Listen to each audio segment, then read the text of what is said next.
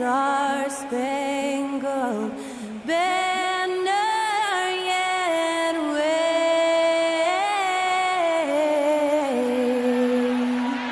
o'er the land of the free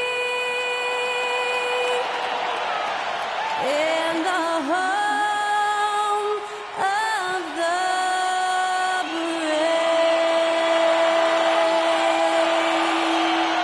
That incredible performance was from Skylar Cole, singing our national anthem.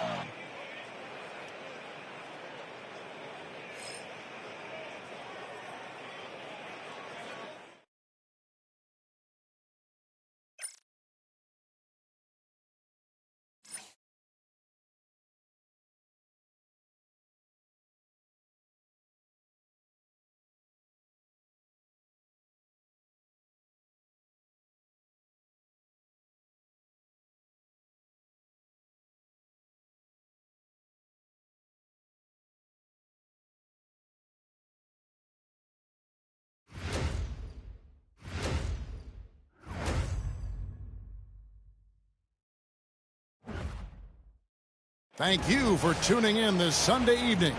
I'm Kevin Harlan. With me tonight, Greg Anthony and Coach Stan Van Gundy. And on the sideline, our Hall of Famer, David Aldridge. Let's see some of the numbers here for Jaren Jackson. And guys, his effective field goal percentage is trending in the wrong direction over the past 5 games. Shot discipline hasn't been the best. He'll be looking to play a smarter game tonight. Now, look at Memphis's starting group. The forwards for him, Bain and Jackson. Morant is out there with Wells, and it's Edey in at the 5. And for Cleveland, a loaded backcourt. It's Garland and Mitchell. At the forward spot, it's Strus and Mobley. And it's Allen in at the center. With the All-Star game behind us, Greg, what's the focus now for teams that find themselves far outside of the playoff picture? It depends on the team, Kevin, but in my opinion, it's all about competing and building a foundation for next season. Use the time you have to consistently improve. Now, here's Strus, following the miss by Ja Morant. Strus passes to Mobley, and here is Allen, guarded by Morant, and slam dunk by Allen. At 6'11", Allen, a legitimate threat to finish through the rim, especially when given that kind of position. Now here's Morant. Now in the scoring column with that bucket, 1 for 2 this game. And it's always nice to get the easy look inside for your first points of the game. Garland finds Mitchell. Cavaliers moving the ball around. Back to Mobley, and Garland has it in the corner. With the shot, and he gets it to go, hitting off the back of the rim. He's a high-volume jump shooter for a reason. Garland has tremendous touch from almost anywhere. Outside, Bain. Back to Morant. And foul on the shot, so he'll get a chance at the line. Greg, with how explosive Ja Morant is, he has certainly taken his fair share of awkward falls. And that's what worries you with guys like that. He's already had a number of injuries in his young career, but we all just want to see him at full health. And he knocks down the first one. You can see, and Coach, you can feel Ja Morant's star power, and his presence on the floor is such a factor. It affects the game. Yeah, it sure does. And it even affects the energy in the building. His play is so dynamic, athletic, energetic. I mean, you can't sit and watch a Ja game. He's going to get you on your feet. He is one of a kind for sure. Now, here's Garland. 9 points last game out. Mobley kicks to Strus. No good on the 3. Strus against Bain. Morant passes to Jackson. Outside, Bain. Here's Morant. The Grizzlies with another miss. Well, he's more than comfortable in the mid-range, but you can't make them all. It's picked off. And it's Memphis on the break. Here's Wells. Finished off the break. Playing with high energy, outworking the defense up the floor. Yeah, the commitment to run is paying great dividends on the break. Now, here's Strus. He's averaging just around 8.5 points a game. Inside, here's Mitchell. An easy 2 points on the layup. In a volume scorer, Mitchell excels at getting inside and converting. And here's Morant. He'll bring it up for Memphis. Outside Jackson.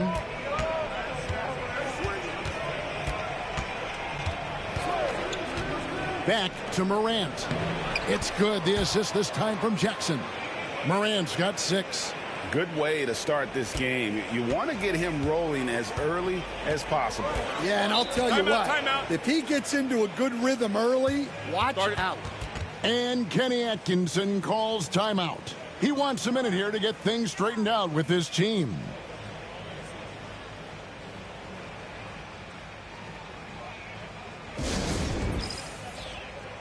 Hunter's checked in for Max Strus. And the Grizzlies also with the sub. Santi Aldama's checked in for Wells.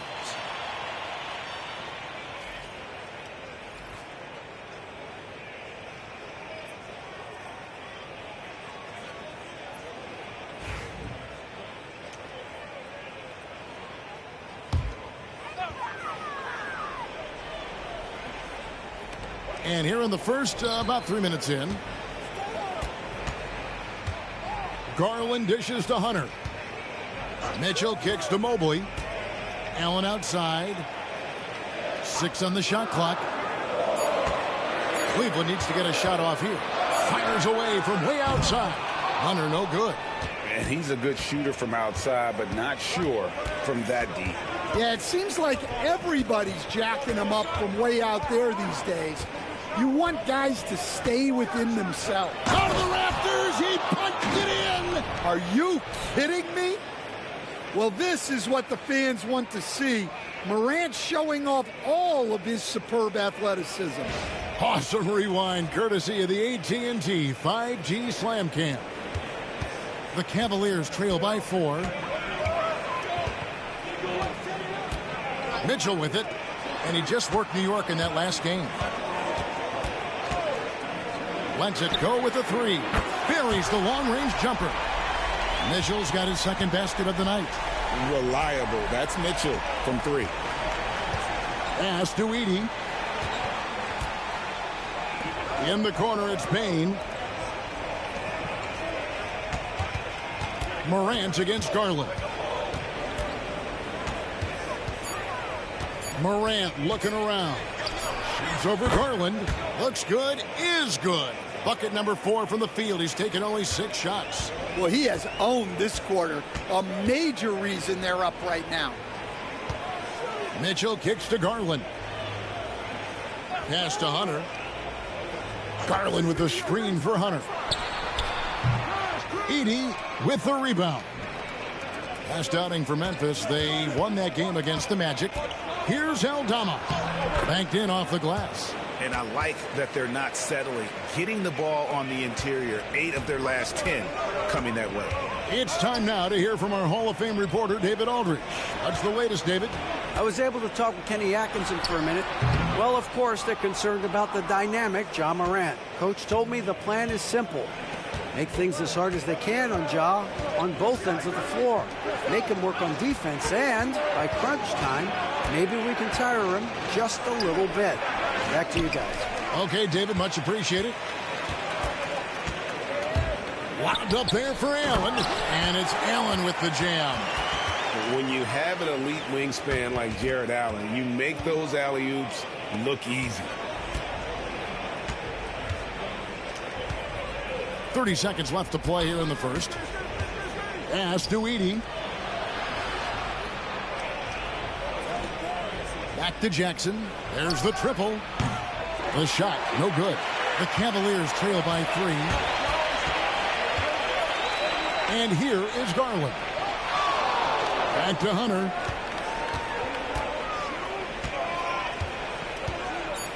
Outside Garland. Shoots the three. Hits it from three-point range. Garland's got 5 now. It's a tie game here in Cleveland. And the second quarter will get underway just after this short break.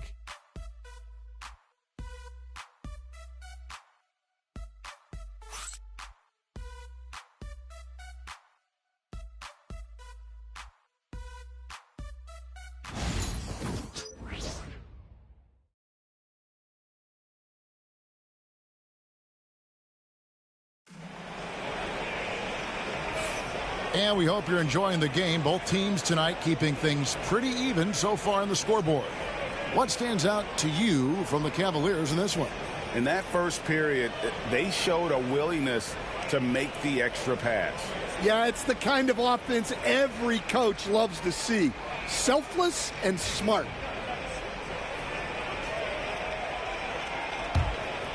Here's Jerome. So on the floor for Memphis. Brandon Clark is out there with Santi Aldama. Then there's Desmond Bain. Then it's Pippen, and it's Kennard in at the 2. And not the most common call you'll see in the NBA, but hard to argue that pick wasn't illegal. Yeah, and that's maybe something that should be called more. We see a lot of moving screens in today's NBA. Pass to Aldama. Clark outside. And it's off from three-point range. Here's Jerome. High post Allen.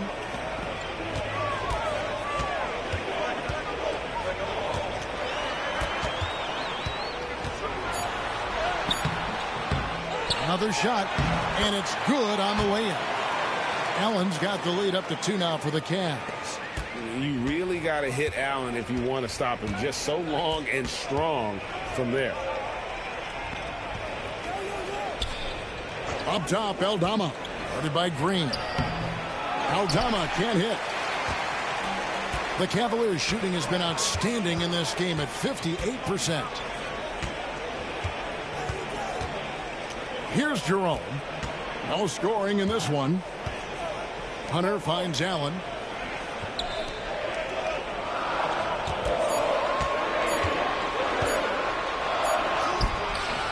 It's Clark with the rebound. Oh, this is exactly the kind of opportunity you don't want to waste.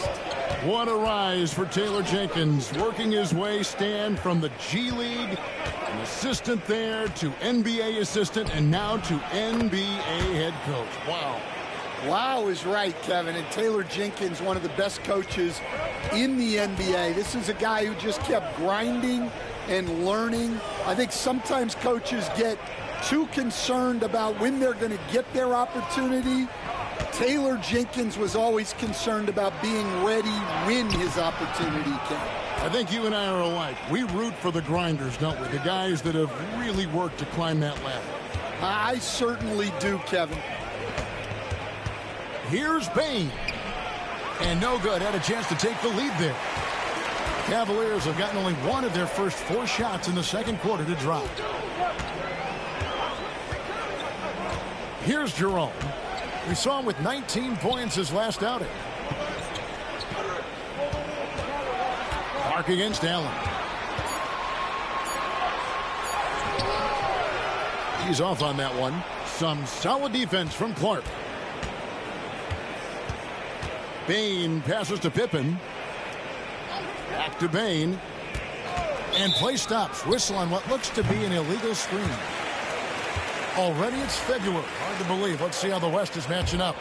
Take a look at the Grizzlies. They're second in the conference and looking to finish strong heading into the playoffs.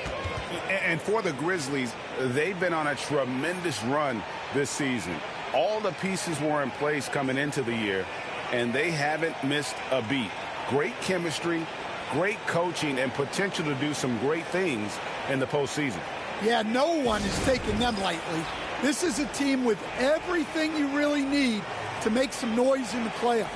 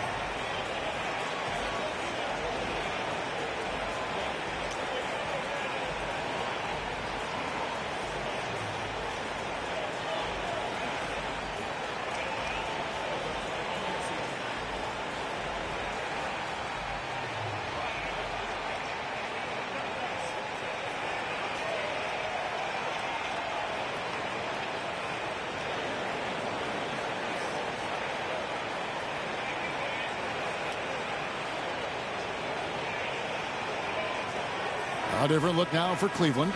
Max Strus is checked in for Javonte Green. Mitchell comes in for Isaac Okoro.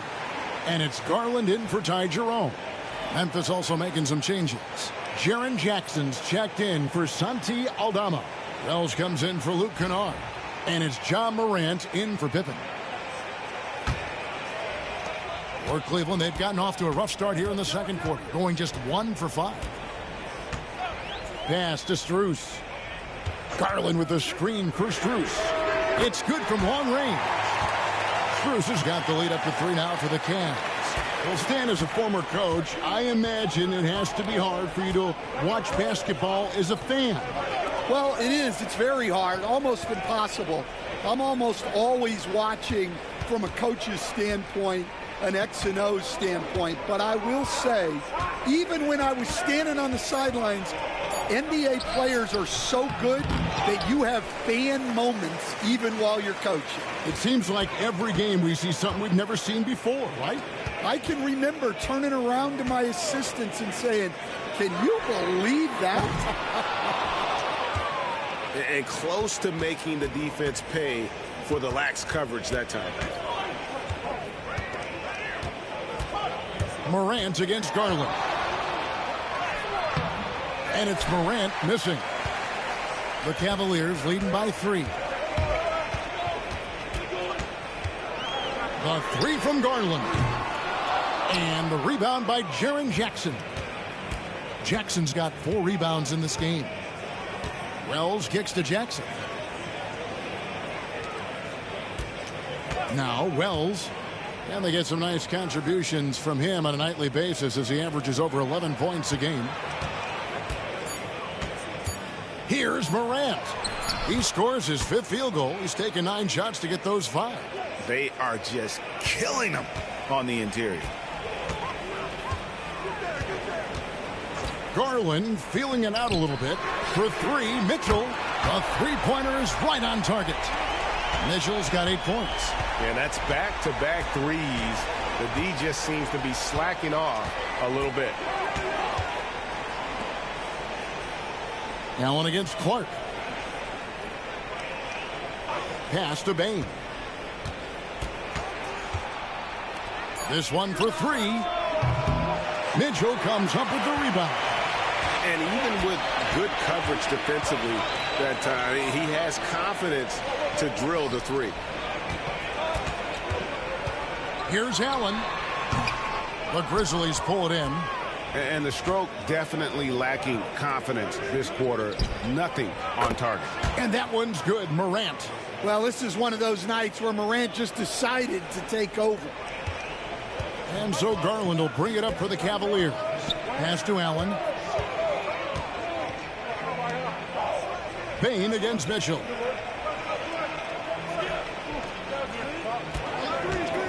Beyond the arc.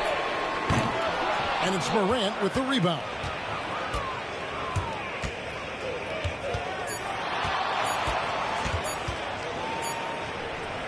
And that shot was up in time, but doesn't go in. And a close game so far through the first 2 quarters as we reach halftime. Cavaliers ahead. They're up by 1. It's the NBA on 2K Sports from Cleveland.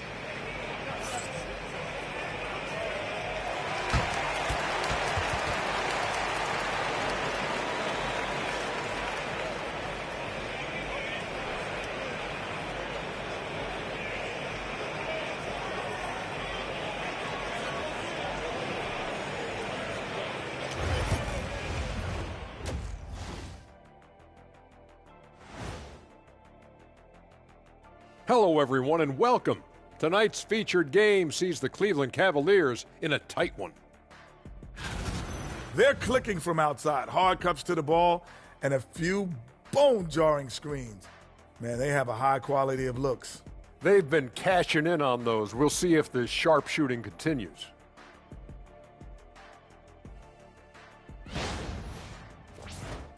And it's time now for the best part of the show. Let's see what the fans have to say.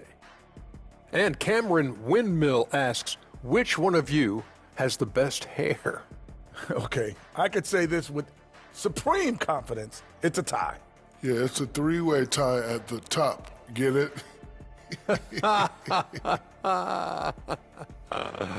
Yeah, Cameron Windmill, you might want to get a new TV. Or maybe an eye test. And that about wraps it up. And as the third quarter is about to begin, we go to Kevin Harlan for the call.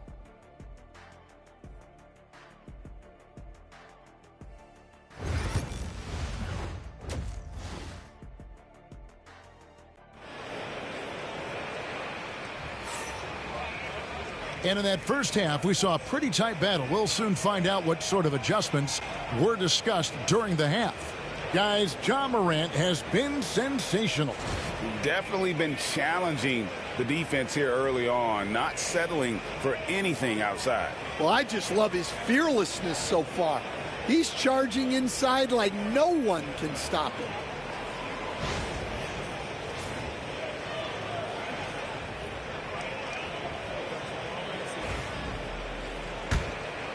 Here's Garland. Mitchell and Strus are your wingmen. A lot of length inside. It's Mobley and Allen in the post. And it's Garland in at the point guard position. That's the group starting the second half for Kenny Atkinson. Memphis trailing here. When Donovan Mitchell, Greg, is on the floor, he is the offense. Yeah, and that goes beyond just his ridiculous scoring. It gets overlooked that he's also a skilled passer. So one way or another, Mitchell is finding points out there. Strus kicks to Garland. Back to Mobley. Takes a three. And the rebound goes to the Grizzlies. And here is Wells. Morant outside. Nice move. And then Morant slams it in. The best dunking point guard in the game, Ja Morant. And they're bringing you up close and personal on the AT&T 5G Slam Cam. And if you're just joining us, we played over a minute here in the third. Some tough offensive sets. They want to turn it around. Yeah, right now you just need a bucket to get some momentum. Allen. And that one clearly a foul. Gets the whistle and 2 shots coming up. Zach Edey picks one up. You know, Stan, when I think of you as a coach, I think defense. So let me put you on the spot as you assess the wing defenders in the NBA right now. Who are some of the top 2 or 3 that you notice? Well, look, there's so many good ones. My favorite right now is Lou Dort because he's so strong, he's so disciplined, and he has an amazing ability to use his body even against guys that are a lot taller. He is a frustrating guy for great scorers to play against. Now, he brought a lot to the NBA, but haven't the Thunder done a good job developing that kid? Well, they have, and look, they've got other great defenders too, like Jalen Williams. And Allen impacts the game on all levels. This kid has what it takes. Garland against Morant. To the inside. Here's Jackson. It's hauled in by the Cavaliers. That's the kind of D you need when he's got the ball near the hoop. They were all over it. And with an update from the sideline, let's check in with David Aldridge. Kevin, thanks. Ja Morant was the first NBA guard in a quarter century to lead the league in points in the paint. He says, I can't just rely on dunking every single play, so I need different types of finishes to get my shot off, whether it's high off the glass, the reverse, or hanging in the air forever. And Kevin, he just says it so casually. Back to you. I know it. But look, David, he doesn't do it casually, right? He is a one-man circus.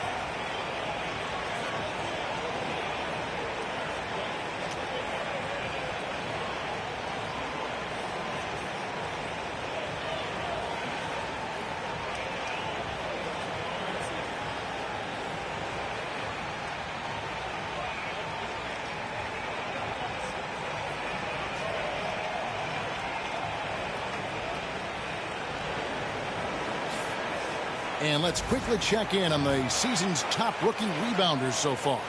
Well, you look at Edey. He does a great job inside, one of the top rebounders in the league. And, you know, rebounding was a skill that I thought would translate to the NBA for him. We knew he could board with the best of them, and he has not disappointed.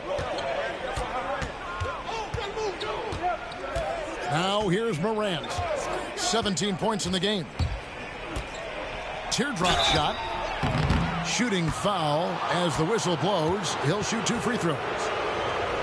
Some guards are absolutely fearless working inside, and Morant very high on that list. Shooting 2.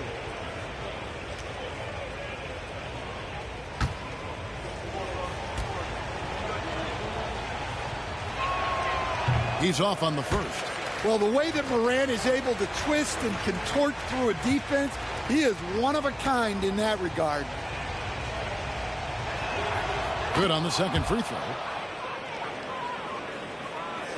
Into the third we go. 2 minutes in now. Garland, the pass to Mobley. Mitchell outside. Three-pointer. They get the rebound. Outside Garland. He gets that one. Garland's got 5 points now this quarter. The Grizzlies trail by 3. Outside Jackson. Morant outside. And then Morant slams it in. We all know Ja's capability to fill it up, and he is showing it here tonight. Allen outside.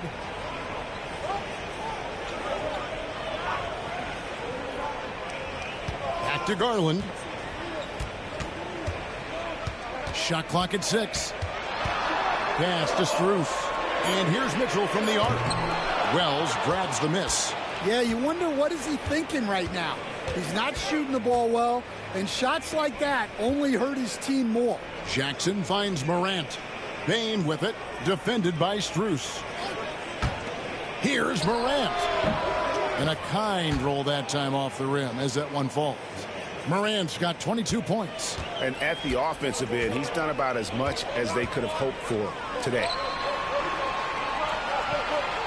Allen outside. Pass to Mitchell. Three-pointer. And a great assist by Allen as that one goes in. And Mitchell is a confident scorer, including from downtown. Morant against Garland. And contact on the shot, so he'll be shooting free throws here. Stan, you've been on the bench in the NBA for many decades. What were some of your biggest pet peeves as a coach? Oh, my gosh, Kevin, that would be a long list. But the two biggest would be this. I think, number one, anytime there was a lack of effort, not running back on defense, things like that, that I had a hard time tolerating.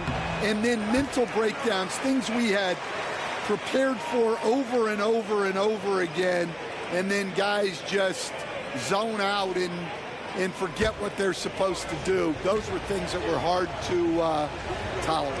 Especially when you would take such care in preparing them in every way. It's got to be just excruciating. Frustrating as heck. Out left to the wing. Pass to Hunter. Grizzlies with the rebound. Jackson's got 6 rebounds in the game. Here's Aldama, defended by Allen. Here's Edey. Over Hunter. No good off the front iron. Well, the defense was giving him that one, but he made the shot more difficult than it needed to be. You got to play smart. Garland dishes to Mobley. Now, here's Hunter. He's tightly guarded. Garland, that's for 2. It's rebounded by Memphis. Next matchup, they'll be home against the Suns, and that will be the first game of 5 straight at home. Pass to Jackson. Here's the three. Good on the triple. Jackson's got himself going there. His first points of the game on the deep ball. Well, Jackson brings so much value with his ability to space the floor. Hunter, the pass to Garland. And here's Mitchell from the arc. Edey with the rebound. Another miss. He is struggling for the quarter. Outside Jackson. To the middle. Here's Morant. And he drops in the layup off the glass. Morant's got 10 points in the quarter. Morant using that quickness to his advantage. That time he gets that one to fall. The shot and game clock separated by 4. Back to Garland. Fires from deep. That's in. That's his 5th field goal. He's shooting a hot 71%. 5 for 7. Garland against Morant. Over Garland. Again, Memphis. He's creating good looks and shooting very efficiently. Ja Morant has been leading the charge, guys, for the Grizzlies. A terrific quarter for him. And now he has a total of 27 points. Shouldn't take him long to get up over 30. And we'll be back with you shortly.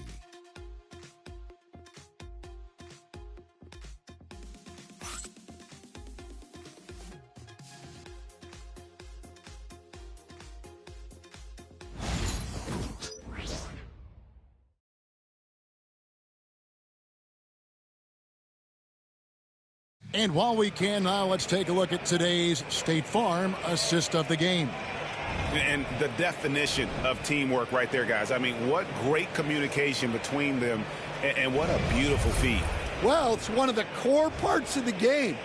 Reading the defense and creating an easy bucket for your teammate. That is pretty. And with 3 quarters behind us, we start the 4th quarter in what is still anybody's ballgame. So on the floor for Memphis, we've got Luke Kennard. Clark is out there with Jackson. Then there's Wells, and it's Pippen in at the point. Jackson kicks to Pippen. 5 on the clock. Shoots it up. Thompson with the rebound. The Cavaliers trail by 3. It's Strus on the wing. Pass to Thompson. Thompson is double. And here is Hunter. Now, here's Strus for 3. Wells grabs the miss. Well, he hasn't made a shot, and his team is losing. Time to find another solution. Pippen with the wide open look. From outside, off the mark. Cleveland's gotten off to an 0 for 2 start from downtown here in the 4th quarter. Count that bucket. And that's 15 points for Darius Garland. And how about the soft touch by Garland with the nice floater up over the top of the defense. Pass to Jackson.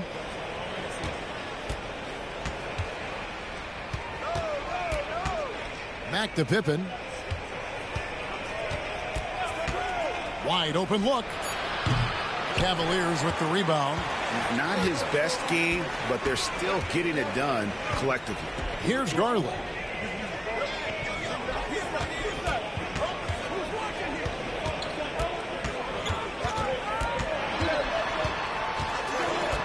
To take the lead, and the layup is good.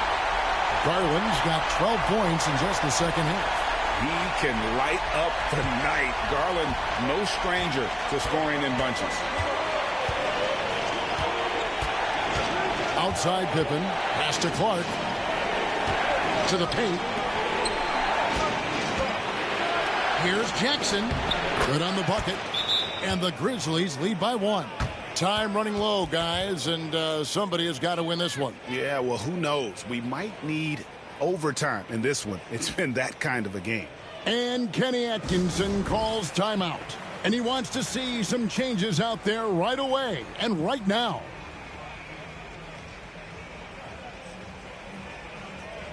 A different look now for Cleveland. Allen's checked in for Thompson. Mobley comes in for Hunter.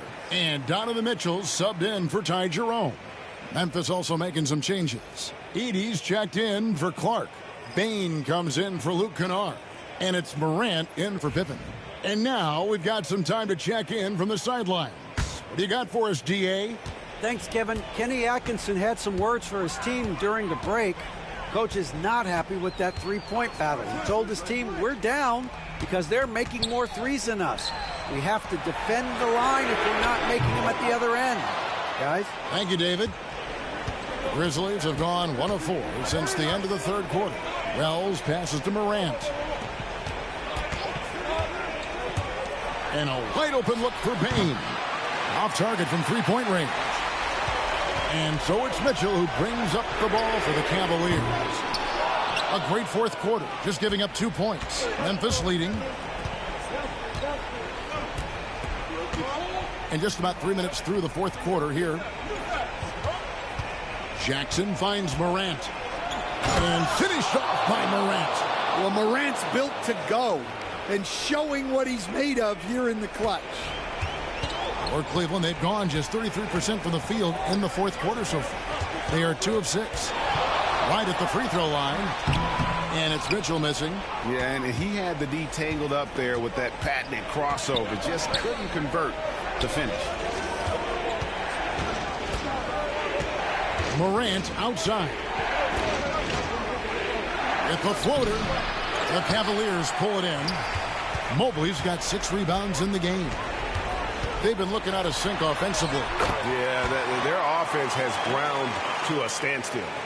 And this is the time in the game when you want to go to your stars. Mitchell delivering. Here's Morant. And then Morant slams it in. A true leader. You can tell Morant takes pride in stepping up when it matters most. Garland, the pass to Strus. Allen, a screen on Bain. A wide open shot from Strus. And he hits it to tie the game up. Their ability, again, to stretch the floor, particularly in this second half. Yeah, and where has the defense been? They've been content to let them fire away. They've got to close out to the arc. And that's about the worst defense I can imagine a team playing coming down the stretch. Yeah, there's no excuse for giving that up. That's the absolute last thing you want to happen. Grizzlies have gotten just under 45% of their attempts to drop in the fourth, or of 9. Jackson up top, the tray. Jared Allen grabs the miss. Allen's got his 7th rebound here tonight. Here's Mitchell. Here he goes. Oh, that's blocked.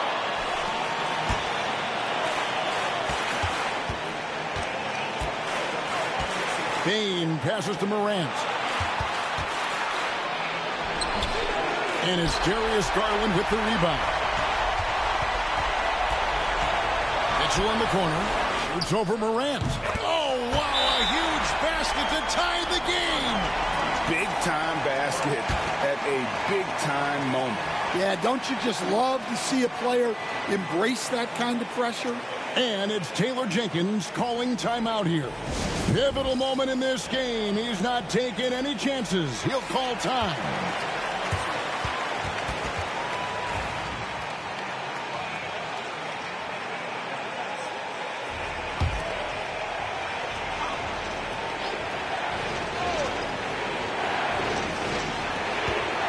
Seconds left in the fourth quarter. Guys, it's come down here to a very important possession. No room for error. And really the defense fouling there to prevent the layup, but that's exactly what you need to do.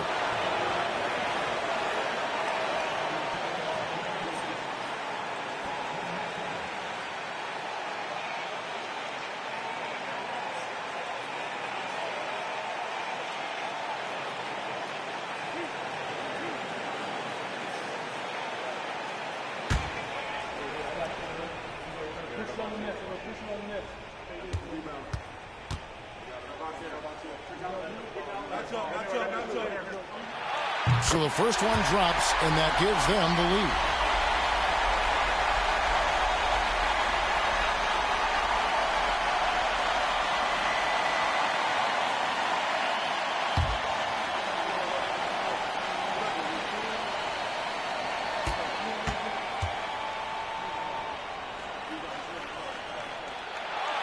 Second one is good. Getting both at the line, and it's a 2-point ball game. Well, that's what you expect from him in this situation. We've got a timeout called by Taylor Jenkins. And he knows there's no room for mistakes and wants everyone on the same page. What do you think we're going to see here? And they've got plenty of time to get a basket. No doubt, but they might have to draw up something that the defense isn't expecting.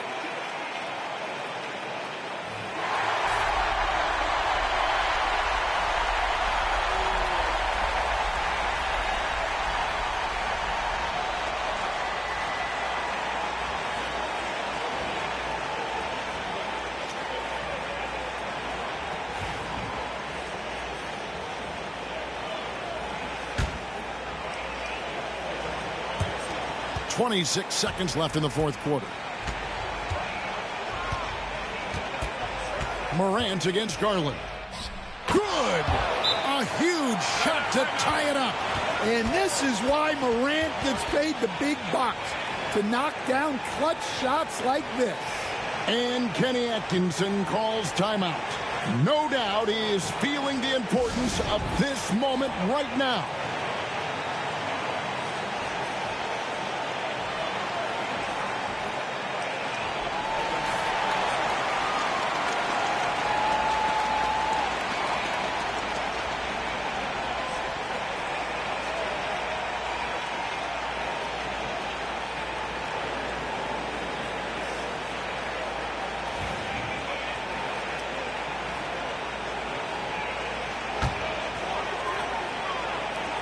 There's 18 seconds left in the fourth.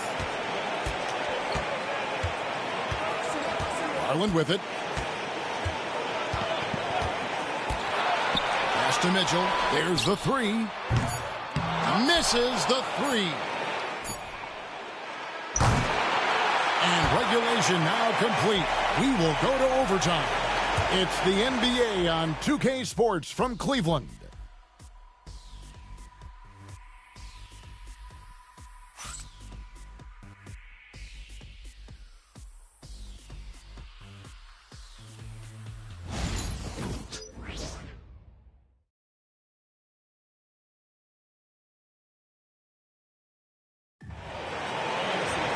Glad to have you with us as we get going in overtime. Neither team giving an inch in this one.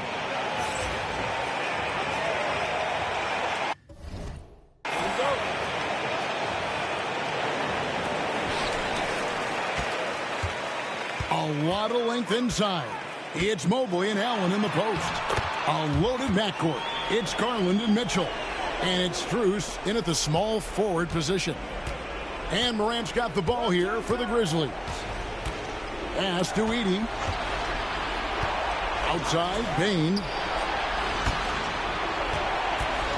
Here's Morant. Second shot opportunity.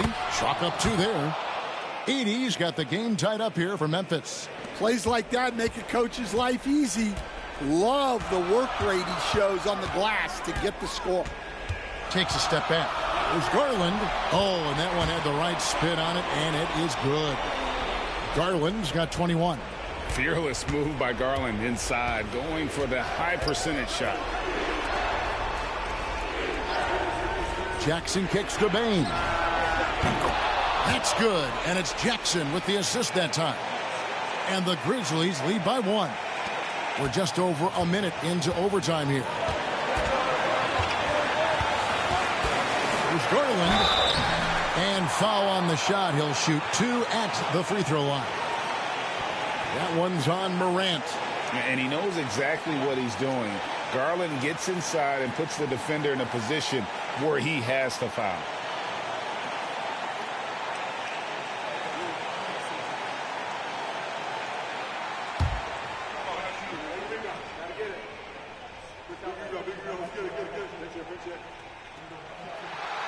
And he misses the first one. Boy, he wanted that one to fall. Hard not to like how dynamic Garland is on the floor. He's a high-energy player who works hard to maximize his impact on the game. And the second of two is good. That ties the game up.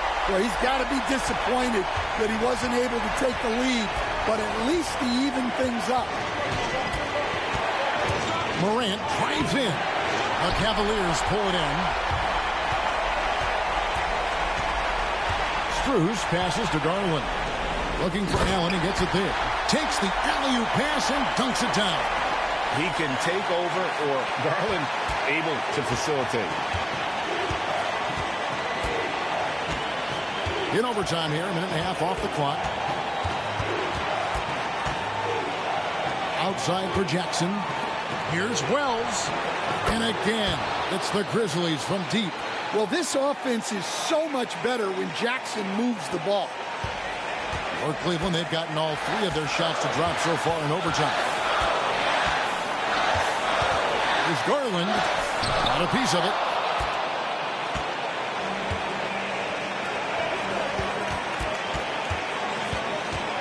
Morant against Strus. Floats one. And gets the rebound. Cavaliers shooting the ball at 42%. Pass to Garland. And oh boy, a lot of contact there, but he gets the call and will shoot 2. Taking the bump. Garland doesn't hold back and gets rewarded with the foul.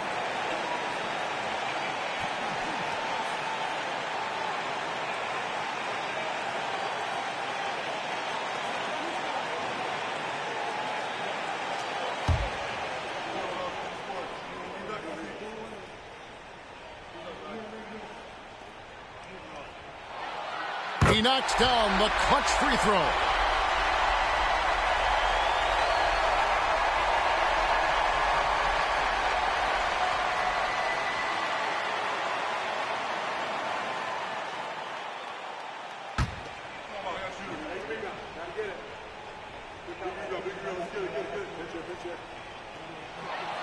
And so he's good on both free throws, and that gives them the lead.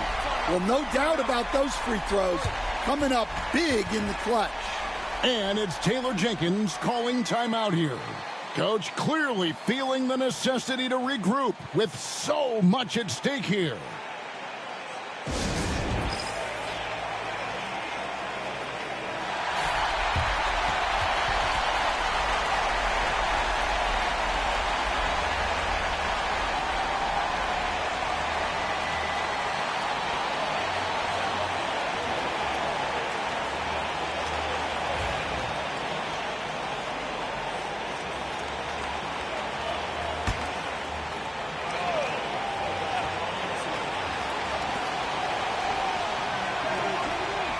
Strus against Payne. Jackson a screen on Strus. Payne for 3. It's rebounded by Cleveland. And I thought that was going to drop. It looked good from here. Pass to Garland. It drops. And there's Garland coming up big. His confidence has to be through the roof. We've got a timeout called by Taylor Jenkins. The magnitude at this juncture in the game clearly warranting a timeout. Any ideas on strategy being discussed right now in that huddle? And it's do or die time. They need a bucket here to stay alive. Yeah, the clock is their enemy, and they know it. We'll see if they go for the tie or try and get it quicker. Well, we talk about ice in his veins a lot, but this guy personifies that. What a clutch shot. And Kenny Atkinson calls timeout. This is a huge moment, folks, in this game. And he wants to be prepared. Outside Garland.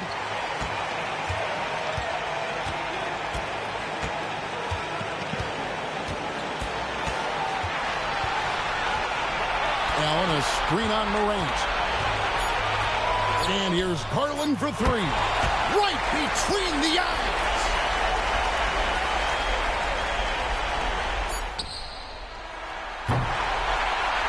So it's a narrow win for the Cavaliers, pulling it out. They had to scrape and claw to push it to overtime, but they really came on in the extra period. What a ride. I mean, I thought it might end in regulation, but you know what? They came through big and did exactly what was necessary once we got. All right, David, thanks so much. And that about wraps it up. So for Stan Van Gundy.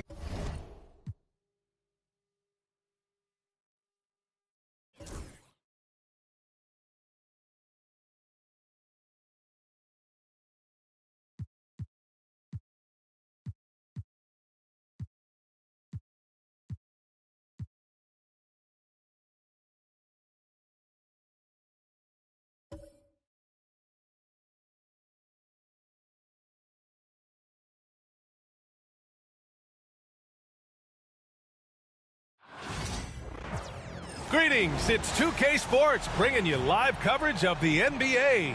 Well, Grant, when you take a look at this matchup, both these teams feature an impressive backcourt. No question, B.A. And I get the sense that bragging rights are on the line here. Everything you can do, I can do better. Expect some exciting back-and-forth action in this one. And the Oklahoma City starting five. Some serious height in the middle. Holmgren, the 4, Hartenstein, the 5. Gilgeous-Alexander runs the point with Dort at the 2. And it's Williams in at the 3. Dort for 3. Sinks it from distance. Dort has really improved this part of his game. Would love to see him shoot more often from out there. Outside Reed. Pass to Edwards. From 8 feet away. And it's in. Off the glass. We see this every night. He has the skill and versatility to keep a defense guessing. And here's Holmgren.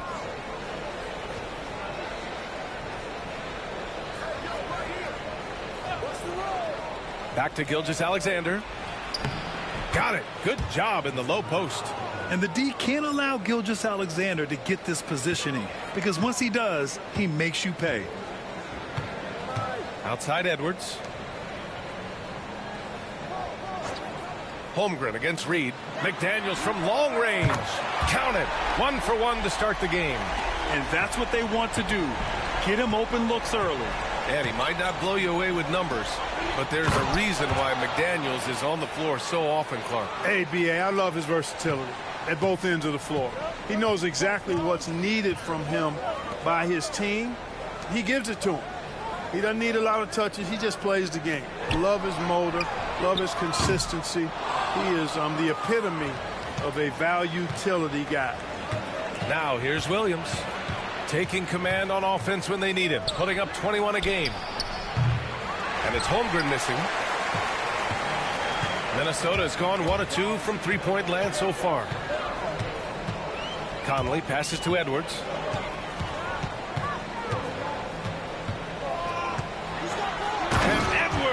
Slams it in. And we all know how explosive Edwards can be, reminding us there with that thunderous slam. Dort outside. Now, if you're just tuning in, we've played about 2.5 minutes here in the first. Here's Gilgeous-Alexander. Ooh, Gobert with a steal. Edwards with it, and it's Dort picking him up. Edwards against Dort. Reed, a screen on Dort. Here's Edwards. He hits the back iron and sinks it. Edwards got 6 points. Pick works well there, but the defense left a lot to be desired. Yeah, that's not the defense you need. You got to be tougher defensively. Now here's Hartenstein. He's been a consistent contributor, averaging just over 11 a game. And they pick up 2. Gilgeous-Alexander's got his second basket of the game. Yeah, and Gilgeous-Alexander is a fighter. Someone that challenges the defense and bullies his way through contact. And Chris Finch has called timeout. He's going to gather the troops and talk it over.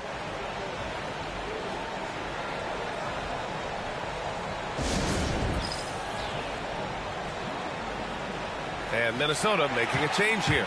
Alexander Walker's checked in. Here's a great chance to look at the teams putting up the most points. These are the real stats, real scores from the real NBA. 5th on the list, the Thunder. They've been having a great season on the offensive end of the floor. It never takes this team long to put big points up on the board. Clark, with Minnesota being a major player in the West now, Wolves Nation is howling. Howling and growling, B.A. That's the name of their fan base. And, yeah, they're excited. And for good reason. Not only is this team competitive, but they can be downright dominant at times, especially at the defensive end of the floor. Easy group to cheer for. All right, let's get a report from Allie. Hey, Brian. Shai Gilgeous-Alexander, the 11th pick back in 2018, has developed to the point where he is in the MVP conversation. His coach, Mark Daigneault, said he's improved every year. He's been in the league. It's a testament to his humility. He looks in the mirror, he sees what he needs to improve on, and then he works at it. Brian? All right, Allie, thank you. Just an awesome display of athleticism on our AT&T 5G Slam Cam. Pass to Williams. Back to Dort. The 3. It's rebounded by Minnesota. Their last meeting was in this building. They were able to come out on top. And you know, some games you're plagued by false starts and slow momentum.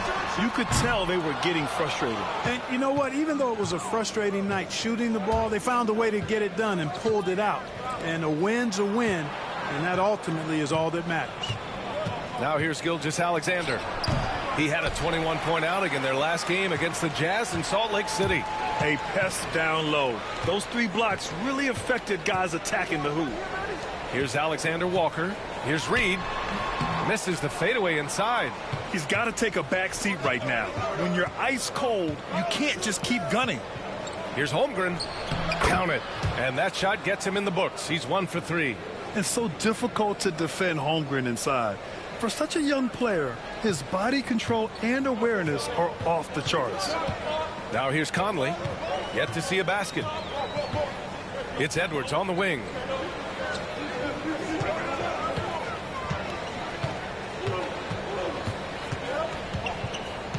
Six on the shot clock. Oh, my goodness! Disrespectful.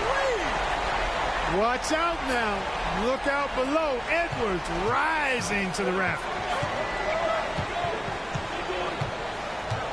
Conley against Gilgeous-Alexander. Screen by Holmgren. And slam dunk by Gilgeous-Alexander. Now that's how you use the screen right there. And it leads to a thunderous finish. That was nice. And, you know, not enough help from the defense there to compensate. He gets a clean look, and that's exactly how you draw it up. Edwards, no good. Hard to turn down a look that good. Still, long twos are losing favor, and misses like that are the reason why. Now here's Gilgeous-Alexander. 6 points for him.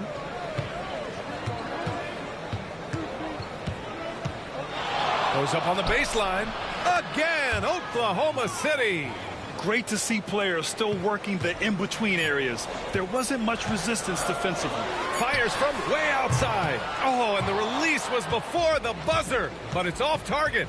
What a performance for Shai Gilgeous-Alexander. He has been the story for the Thunder. 8 points in the quarter, showing how effective he can be. We'll be right back.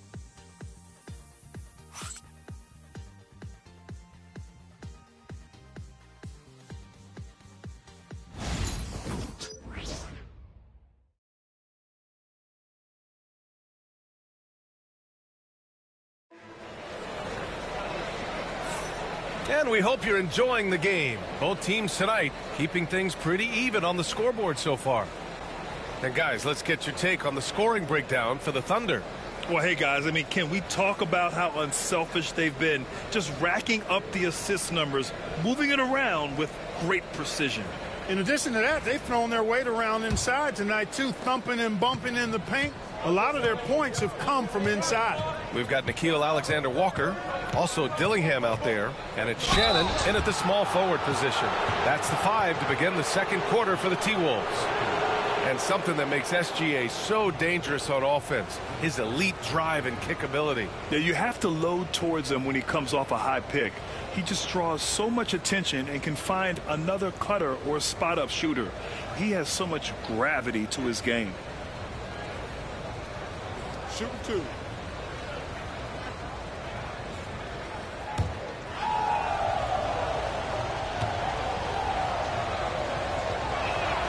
And he drops the first. And today will be the first game of 2 in a row between these two teams. Yeah, these little mini-series are interesting. In the first game, it's all about setting the tone, and both of these teams want to establish momentum early.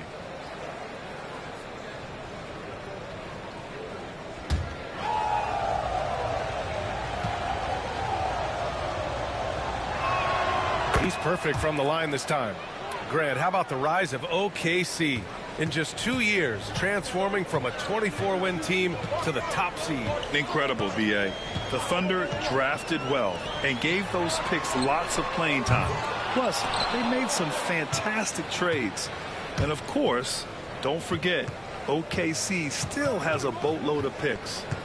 Now here's Caruso. In his last outing, 8 points for him. Gilgeous-Alexander double team. Wiggins for 3. And that comes off the assist by Gilgeous-Alexander. Wiggins has gotten himself going here. His first points of the game on the deep ball. Here's Dillingham. He's averaging about 6 points per game. Kept alive. Now Gilgeous-Alexander. And here's Caruso outside. Here's Wiggins. He's in his comfort zone. 2 for 2 to start this one. Time and time again, they're creating good looks from close range. And even under pressure in close, I think they've still done a good job maintaining concentration and converting the opportunities. Now here's McDaniels. He had a 21-point outing in their last game against the Rockets in Houston. And piling up the points at the line. He was in attack mode all night. And Grant, the success of teams like the Timberwolves showing that size still matters. Yeah, in this pace and space era, that may have come into question just a bit, but size and skill combined has always been your best bet at winning.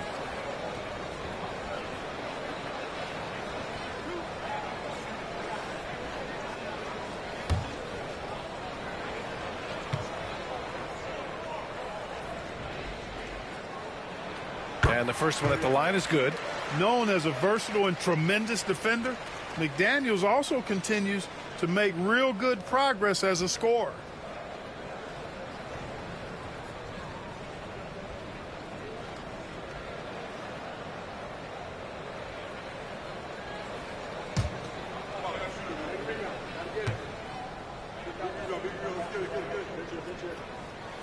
Good on both. Oklahoma City leading by 7. Outside Gilgeous-Alexander. Pass to Caruso. That one's good. And so Gilgeous-Alexander with the assist. Gilgeous-Alexander's got his 4th assist with that last one. And Chris Finch has called timeout. He wants to make sure everybody's on the same page.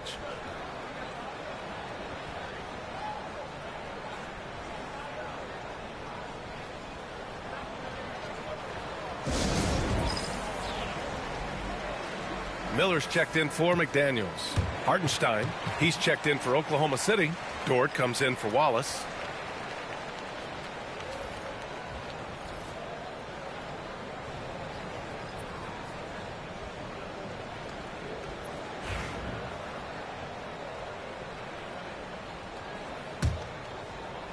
Timberwolves trail by 10. And let's swing it over to the sideline and hear from Allie. Well, the Timberwolves, no doubt, a team to be reckoned with. Coach Chris Finch said, we come in every single night and compete. No matter what the circumstances are, we expect to win. We root for each other, so I feel like we have all the makings of a tough team. And they have reason to be confident, Allie. Thank you. Now here's Dort. 10-point lead. This is their biggest of the game. Yeah, and the defense has really got to tighten up on him. I mean, he's just too dangerous from the three-point line.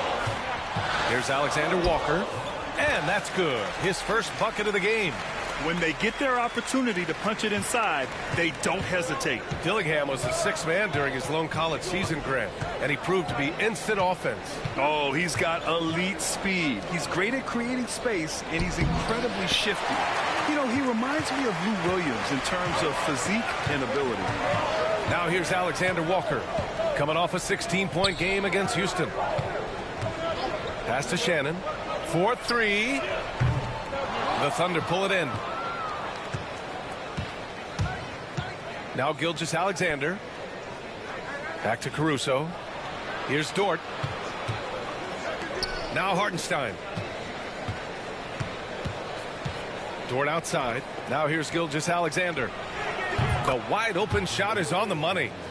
Gilgeous-Alexander's got 4 points this quarter. And what's working here? Each guy is willing to make the next pass. Pass to Alexander Walker from outside the arc. Fires in the triple. Alexander Walker's got 5 points. His three-point shot looks so pure. The defense allowing him to get comfortable out there. Gilgeous-Alexander passes to Hartenstein, who poked away. Going all the way to the rack. And he lays it in on the break. Now just a 5-point Thunder lead. And here's Gilgeous-Alexander. He'll bring it up for the Oklahoma City Thunder. They defeated Utah in their last game. And it's just so hard to stop them when they're scoring at that level. They were efficient and didn't let up at all. Well, it's really hard to stop them when they're in a groove offensively, and they were in a comfort zone all game long in that one. And the Timberwolves going with a whole new group out there.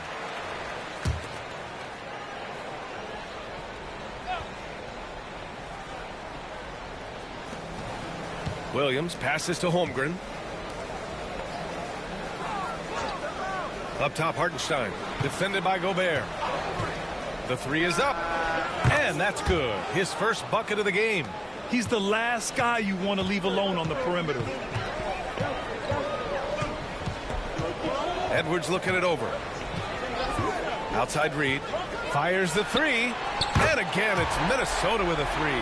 Yeah, they've got a lot of terrain to make up, and shooting the three ball more consistently like they are now should help them do just that. Wallace with it. He's coming off a 10-point game against the Jazz in Salt Lake City. Boy, he was piling up those assists in that one. I mean, every pass seemed to be on time and on target. Now here's McDaniels.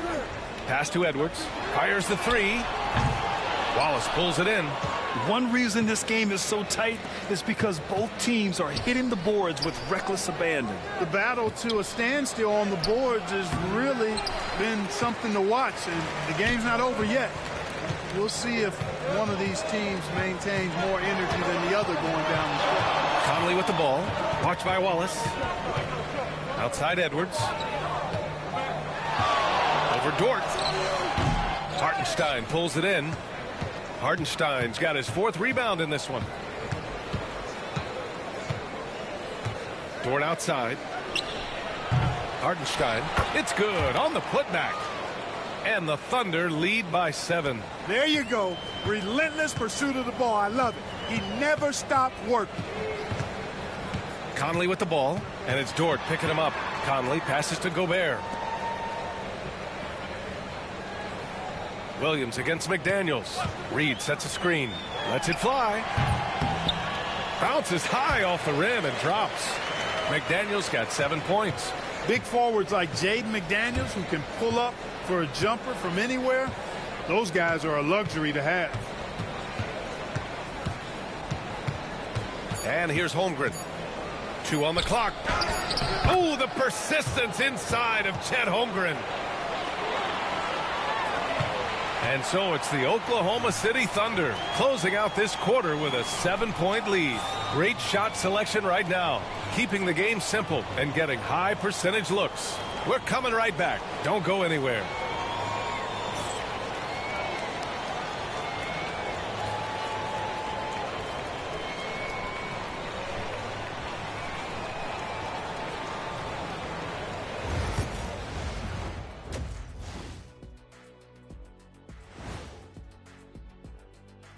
And thank you for joining us, as with 2 quarters in the books, it's looking good for the Oklahoma City Thunder.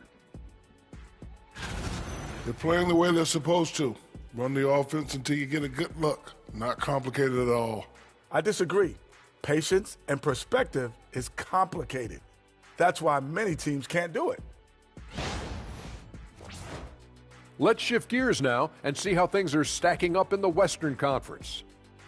I think for Oklahoma City, I had them as a top team before the season, and now I'm picking them to make the finals. Tell me I'm wrong, Kenny. You can't, because I'm right. 2 + 2 is 5. And as much as it pains me, I have to agree with Big Fella. Thanks for tuning in. Now it's time to head back over to Brian Anderson for the start of the 3rd quarter.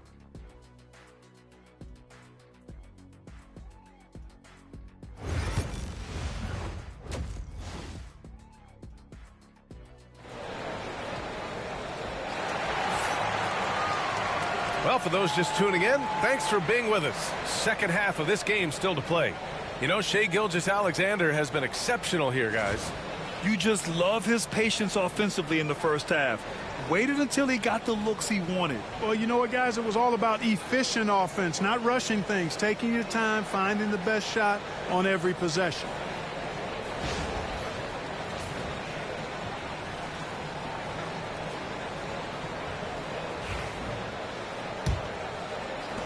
Thunder leading by 7. Taking a look at the Thunder. Some serious height in the middle. Holmgren, the 4. Hartenstein, the 5. Gilgeous-Alexander runs the point with Dort at the 2. And it's Williams in at the 3 spot. Back to Dort. 6 to shoot. Dort a screen on McDaniels. Here's Williams. McDaniels with the rebound. Minnesota shooting the ball at 46% from the floor. And there's a whistle. That's going to go on Lou Dort. That's his first foul of the game. And Grant, we know the importance of the veteran leaders on a team, but not every vet wants to accept a mentorship role. Very true, B.A. In your later years, that role becomes a blend of playing and kind of coaching. Not everyone is cut out for that. Now here's Reed. Down low. Here's Edwards. Oh, denied. A strong, fearless defender. Dort doesn't back down from taking chances and going after swats. The 3 from Holmgren. Rebound Minnesota. Outside Edwards. Pass to Conley. Now here's Reed. Beyond the arc. Pure from three-point range. Reed's got his second bucket on the night. Reed has a pretty proficient three-point shot. He's a big guy who loves to stretch the floor, too. And he was fouled while in the act of shooting, so he'll take 2 free throws. Oklahoma City shooting their 3rd and 4th free throw shots of the night.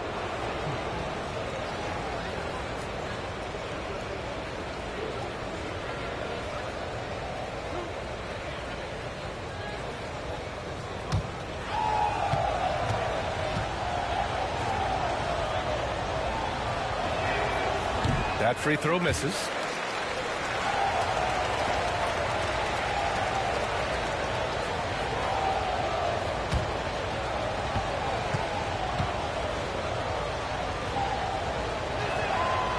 No good on the second free throw.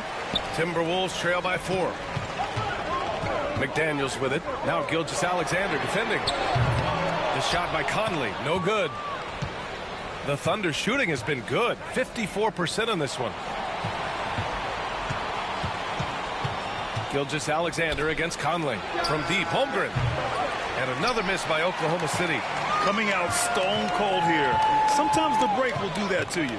You know, after sitting out his first pro year due to a foot injury, Chet Holmgren was well worth the wait, Grant. Yes, he was. And Chet was actually guarding LeBron during a summer Pro-Am game when he hurt his foot. But Chet was a monster his rookie year. Already an elite shot blocker. Just 1 for 4 from the field, not the way they wanted to start the second half. The 3 is up. It's rebounded by Minnesota. Reed's got his 4th rebound in this one. Oh, man, what happened at halftime? Since then, they're 0 for 4. Edwards finds McDaniels.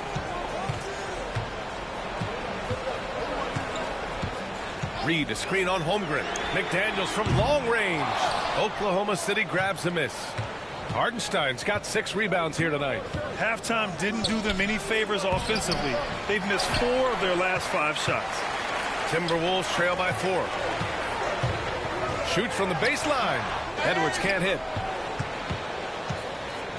And so it's Gilgeous-Alexander with it. He brings it up for the Oklahoma City Thunder. They're scoreless since the first half. Dort outside. Pass to Hartenstein. Back to Dort. Just 5 to shoot. They still need this. SGA doing his thing in close. Yeah, making it look easy. Gilgeous-Alexander is so skilled. The ball on a string. And we see him do this time and time again. And Chris Finch has called timeout. He wants to review the game plan. You have to like what we're seeing from Shai Gilgeous-Alexander. Boy, he's been killing them all night, and the defense looks like it's practically packed it in.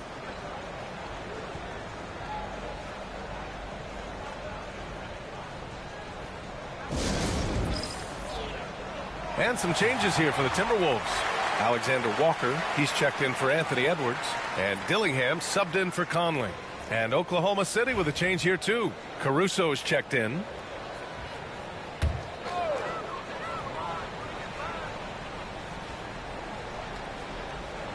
A little under 3.5 minutes off the clock now in the third quarter. Back to Reed. Pass to McDaniels. Here's Alexander Walker. Dort defending. Alexander Walker, the pass to Reed. Shot clock at 2. Over Dort. And off the left side of the rim, it swirls in for him. Reed's got 5 points in the quarter.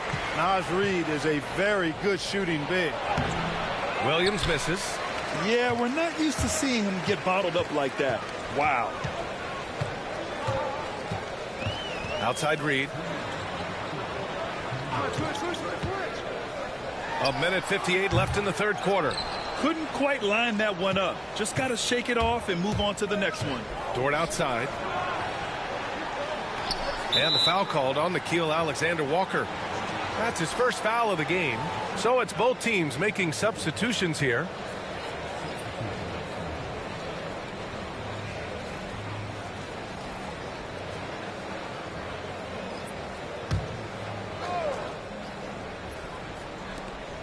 There's a minute 47 left in the third.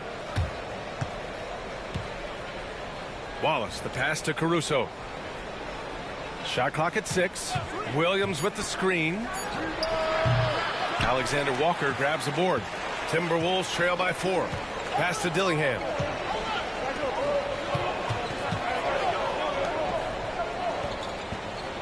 Reed sets a screen. And Dillingham gets the 3. Dillingham's got 5 points. Gotta fight harder to get over those screens. Well, I'm going to credit the screen. I mean, that's a good, strong pick he lays there. Williams. Reed with the rebound. Reed's got his 6th rebound on the night. Here's Dillingham. Count it, and the foul. It's on Cason Wallace. After getting smoked earlier in this game, they battled back to take the lead. Kudos to them. And let's quickly check out the scoring breakdown here for the Timberwolves. Their offensive game plan has been simple. Look to shoot it often from outside the arc. And the results have been outstanding. Boy, they showed no hesitation on the mid-range game as well. I thought that was really a big key for them. And Minnesota making a change here. Minot's checked in.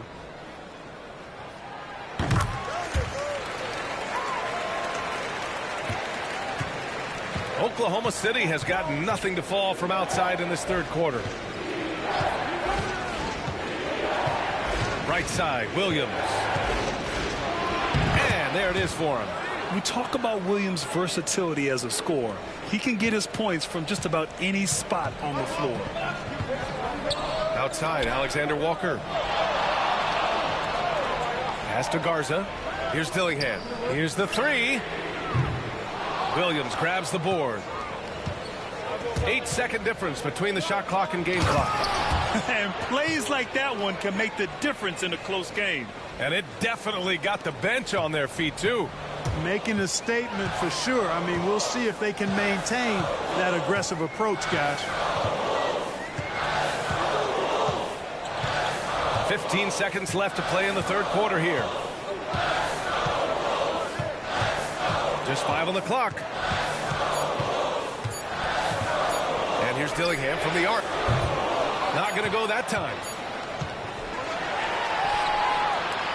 3 quarters of play and a close one here. Thunder out in front, leading by just 2. And time to step away quickly, but we'll be back in no time with the start of the fourth quarter.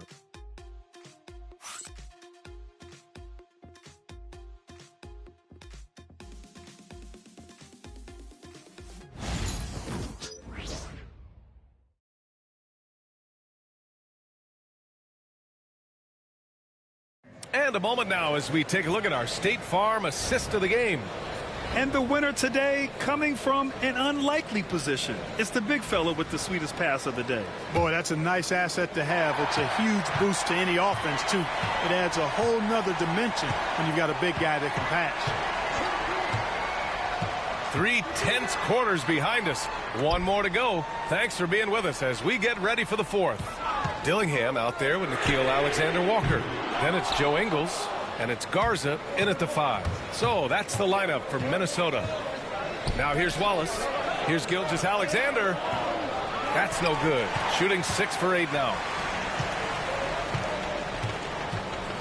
Here's Shannon. He's guarded by Caruso. Caruso grabs the board. Caruso's got 4 rebounds in the game. Pass to Gilgeous-Alexander.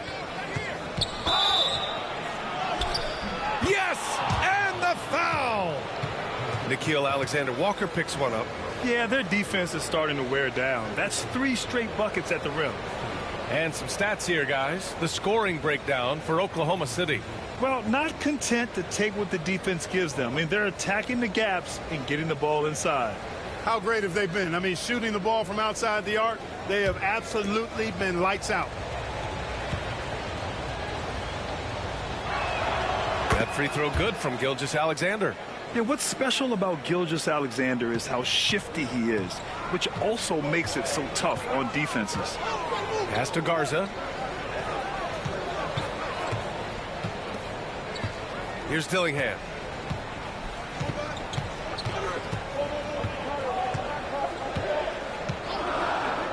Puts up a 3.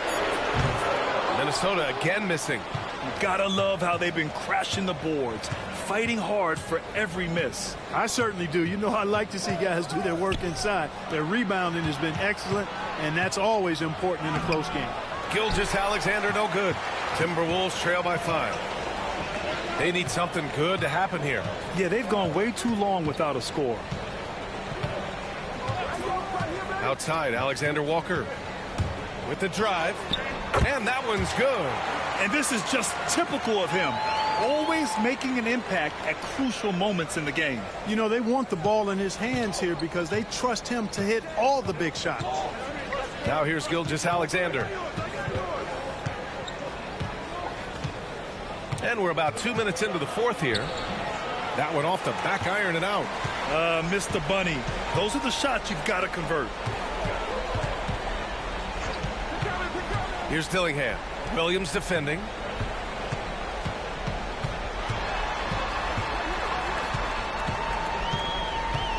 Here's Shannon. Pass to Garza. Over Gilgeous-Alexander. The shot by Garza, no good. You look at him, and he's a little hit and miss from there, even without a defender in his face. No guarantee. Caruso with it. Wallace, right side. Ooh, anticipated the pass. It's a turnover. Here's Dillingham. Gilgeous-Alexander defending.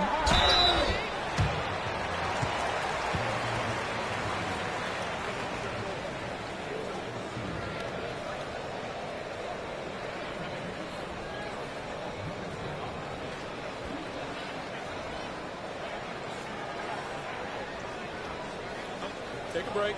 Take a break. 2 shots.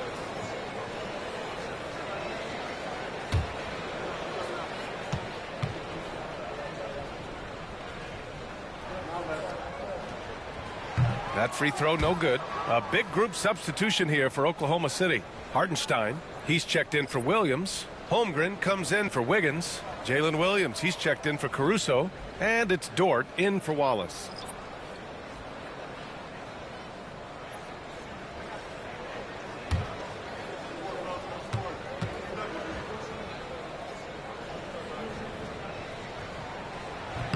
He hits the second from the line. They've got to play good defense here. That trip to the line helped and hurt. Thunder with a lead. Outside, Williams. Just about 3 minutes through the fourth and final quarter here. Oh, the determination from Gilgeous-Alexander. His shooting has been fantastic, and this team has leaned on him. And Chris Finch calls timeout here, rallying his guys to make sure they all know the plan. Mike Conley's checked in for the Timberwolves. All right, let's check in with Allie LaForce. I was able to listen in on what Chris Finch was going over with his team. And they were blunt with their team, telling them if they want to win, the comeback has to start right now. They can't waste any possessions. Plus, they told the players, we need some stops. A very direct way to communicate, Brian. Okay, thank you, Allie. And it's Conley with the ball for Minnesota. They've only given up 5 points here in the fourth. McDaniels passes to Edwards.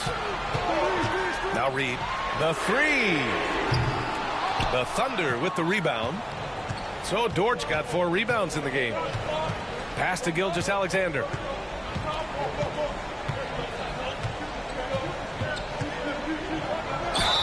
And count the basket. He was fouled, and he's going to the line for one more.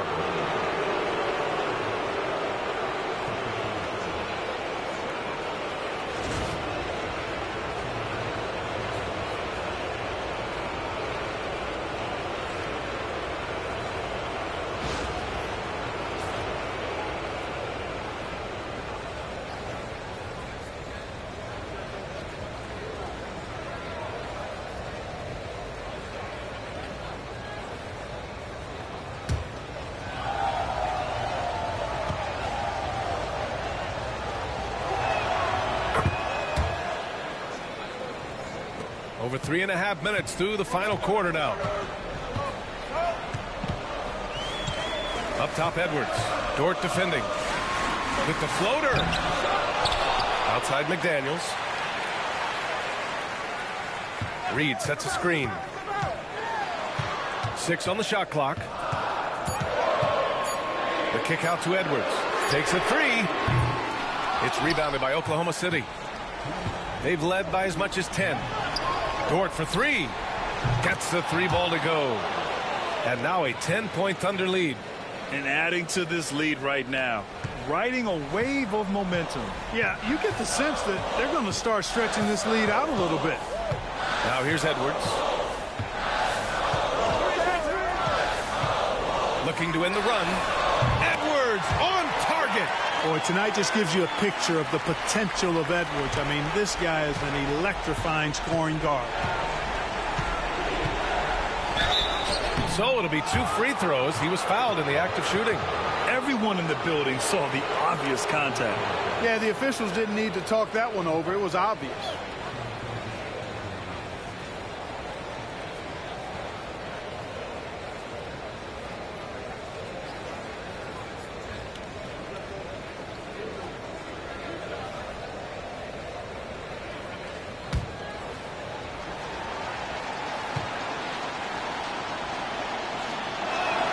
So the first one drops, and that stretches their lead to 8.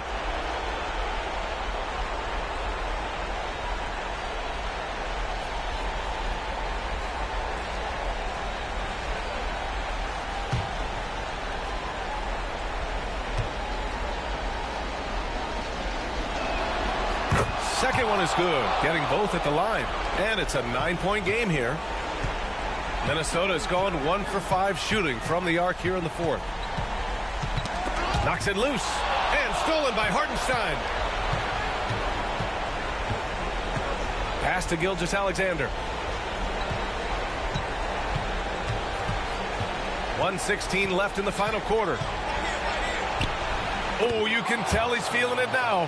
10 of 14 from the field. And just totally relentless, only increasing the intensity level. Yeah, I love the fact he doesn't play the score. He just keeps coming, attack mode. He doesn't know how to step off the gas pedal. And we've seen Edwards grow a lot in the past few years. He has a great understanding of how to put defenders in tough spots. Take a break. Take a break. 2 shots.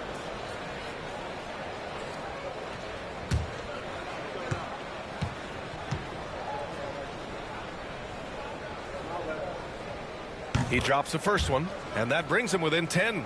Already growing a reputation as one of the game's most notorious trash talkers, Edwards is just having fun out there.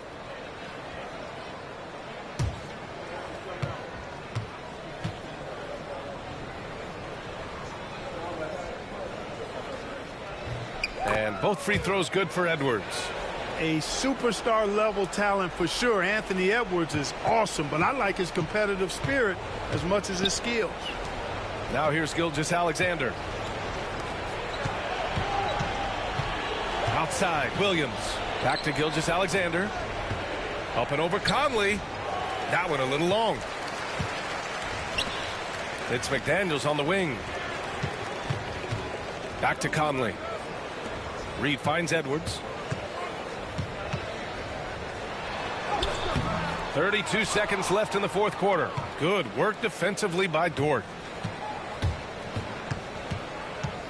Outside, Gilgeous-Alexander. Nails it from 3. And the Thunder lead by 12. They really came in with the right mindset today.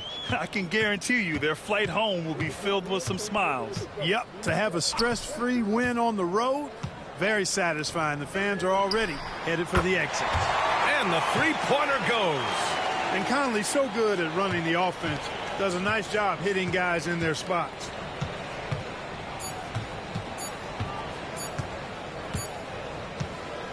And so the Thunder take the win. It ends up being a fairly easy road win. Those are so hard to come by. It's never easy to take a game in someone else's building. And that'll wrap it up, folks. For Grant Hill, Clark Kellogg, and Allie LaForce, this is Brian Anderson, thanking you for watching. And we present the player of the game, Shai Gilgeous-Alexander.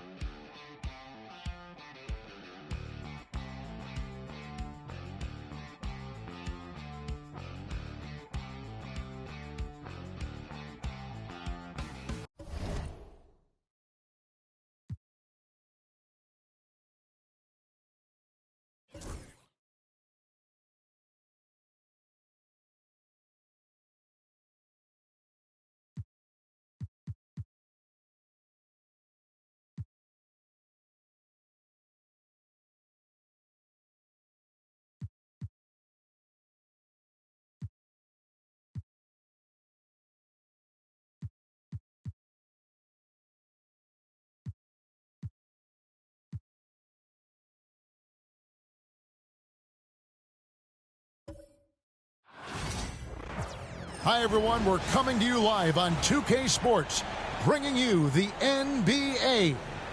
This is Kevin Harlan, and by my side, Greg Anthony and Brent Barry. And from the sideline, David Aldridge. Already it's February. Let's see how the East is matching up. You look at Detroit. They're trying to get in the playoffs here. If they stay the course, they will. And, of course, there's the Hawks, just a few spots below there. And if you look at the Hawks right now, they've shown me some very good things this season. But that next step, those qualities that could make them true contenders, just haven't been there. No, you just don't want to sit in the middle for too long. You either want to be competing against the top teams or starting to strategize where you can position yourself for a high lottery pick and maybe turn around your franchise's fortunes. And now the opening lineup for Detroit. Thompson and Harris are their forwards. Cade Cunningham out there with Hardaway. And it's Duren in at the pivot spot, manning the middle. And for the Hawks, we've got Daniels, also young out there. Reza Shea is out there with Okongwu. And Gay is in at the power forward. And that one's good, Reza Shea. As we advance through the second half of the season, Brent, how do you keep your focus as a player? Well, what have you established, Kevin, to this point in the year? I mean, what are the habits that have gotten you to this point? Are they working for you? Are you staying consistent with those? And I think over the course of time, you're going to get more positive out of habits that are creating an environment for you to have better performances and not take you away from what the remainder of this grinding long season is all about. And the Hawks with possession here, following the three-point attempt by Cade Cunningham. 6 to shoot. Daniels from outside. Rebound, Detroit. Let's check in with our reporter, David Aldridge. Well, I was able to speak with Quinn Snyder just before the game. We talked about how dialed in he is on Cade Cunningham in this matchup. Coach told me the key is not to let him get into a rhythm early on. That might mean we have to throw different defenders at him. Maybe send him double teams, too.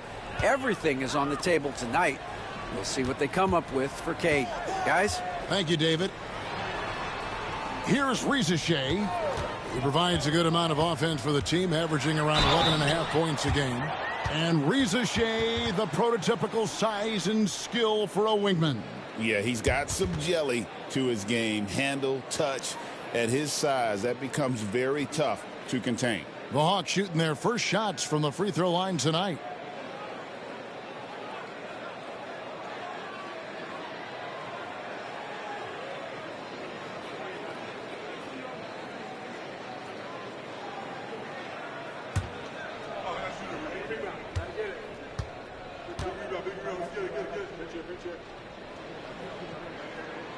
First one falls for him.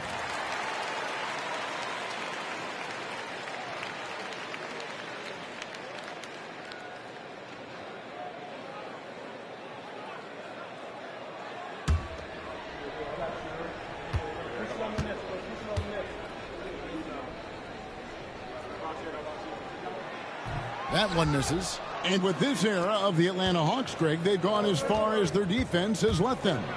You look back at their conference finals run in 21, that was the last time they had a top 10 defense. So scoring's never been the issue with this core, but defense has been non-existent. Atlanta's gone 1 of 2 from long range in the first quarter. Here's Young. It's hauled in by Harris.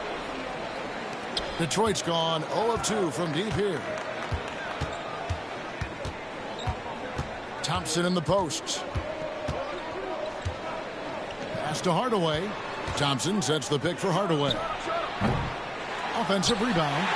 And Harris wide open. He shoots. Detroit, no good that time either. The Hawks have gone 1 of 3 from the field to start this one so far. It's Okongwu, high post. And Okongwu slams it in. And he can do a lot more damage to the rim than that when he wants to. Oh, you're right. And with the lead they're enjoying, I'm surprised he didn't put a little something extra on that one. Now, here's Cunningham. He had 25 points last game. Cans it from downtown. And off the schneid here, 1 of 5, but that's a big one. Pass to Rizachet. The Hawks working the ball around. Young. He clangs that one off the back iron, and down it falls. Well, Trae Young's dangerous because he's got that confidence, and he's ready to shoot anytime he gets it. Harris outside. A 3-ball. Atlanta with the rebound. Last game matched up with the Magic. A tough loss there. Yeah, you could see they were pressing in that one, and the shooting percentages dipped because of it. Yeah, also, anytime you're having trouble getting over that 40% field goal mark, it's probably not going to be your night. And J.B. Bickerstaff is called a timeout. This will give him a chance to discuss some potential alterations.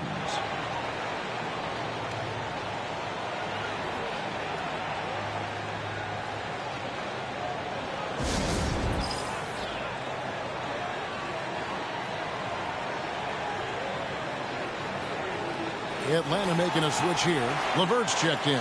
Beasley's checked in for Detroit.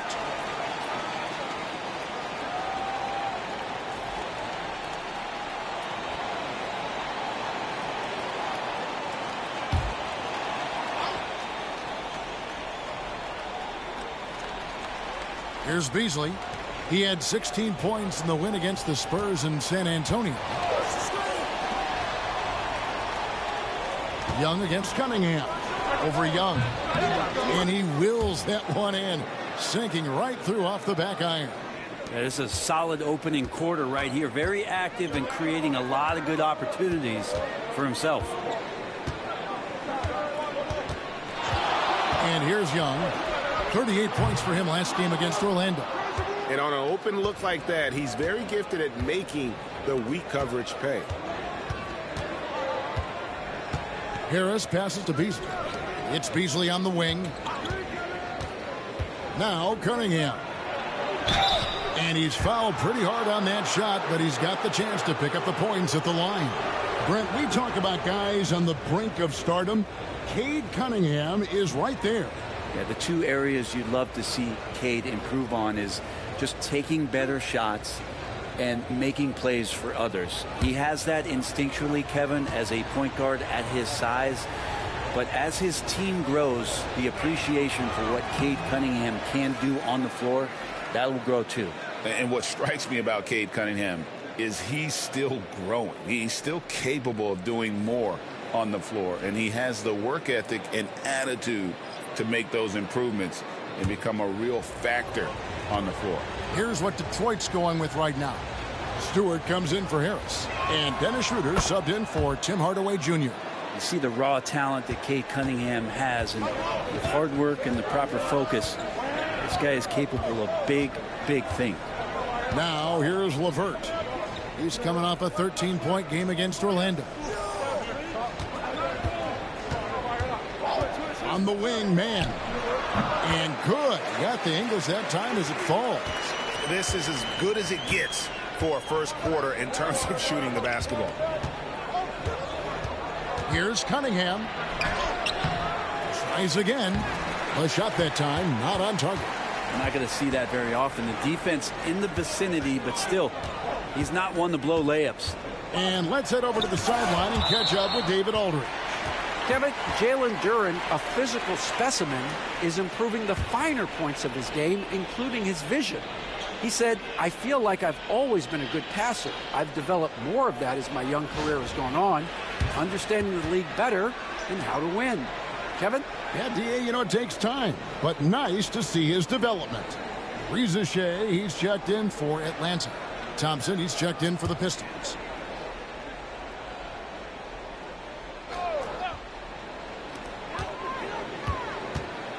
Oh, trying for it. Out of bounds. Detroit takes possession. And it's time for a look at our rookie leaderboard to see which rookies have been the most dangerous scorers in the league over the last 10 games. Zachary Shea, fourth. He gave them a luxury in those games that a lot of teams just don't have. I mean, being able to plug a rookie in and know he's going to carry his weight offensively. Now here's Schroeder. 9-point game his last outing. Here's Beasley. Good for the basket. Starting off 1 for 1 with that shot. Well, for a guy who does a lot of his work on the perimeter, Beasley gets into the painted area. Pass to LeVert. Okongwu a screen. Launches it. And that's good. Karis LeVert for three. You can't just stop when there's a pick set up. Got to fight over it as a defender. That's one that the coaches will watch tomorrow with that player. You hate to see him give up in that situation. Now here's Schroeder. He has yet to score over Wallace. And it's Schroeder missing. He may not be the strongest inside presence, but still, he's got to convert from there. Pass to Shea. Okongwu with a screen on Thompson. Here's Shea. And that concludes the first quarter of play. Hawks lead by 7. We'll be back shortly live from State Farm Arena.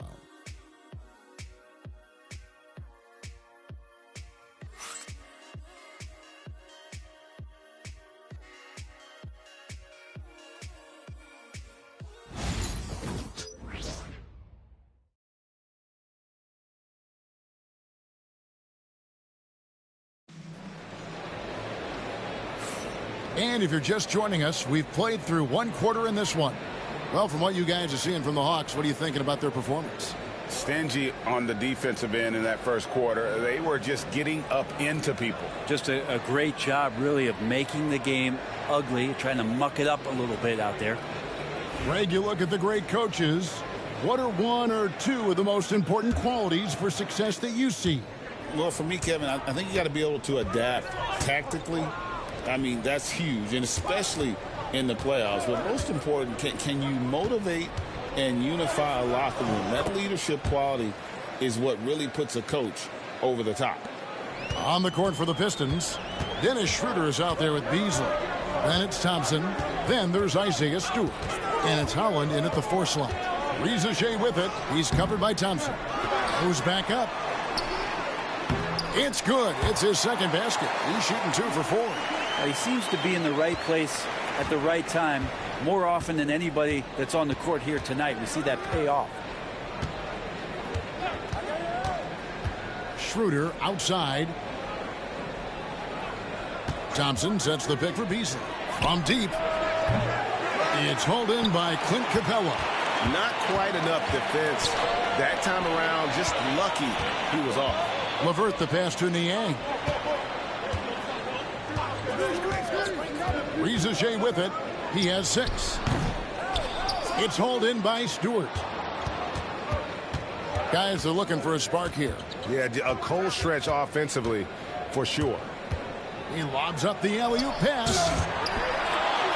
Holland, no good. Atlanta leading by 7. We're closing in on 2 minutes played here in the second quarter.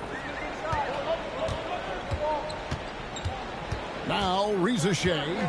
11 points for him in that last game against Orlando.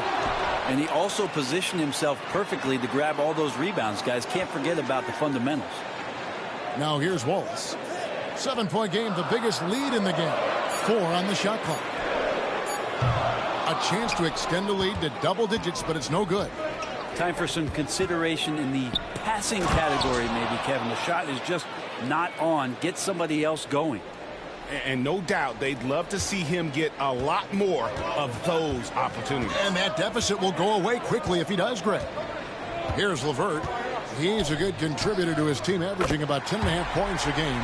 from range. LeVert's one of those guys you have to respect his shot. He makes enough from beyond where you have to honor him. Now here's Schroeder. 8-point game. It's Beasley on the wing. Stewart, a screen for Beasley. Comes up empty from 19 feet out.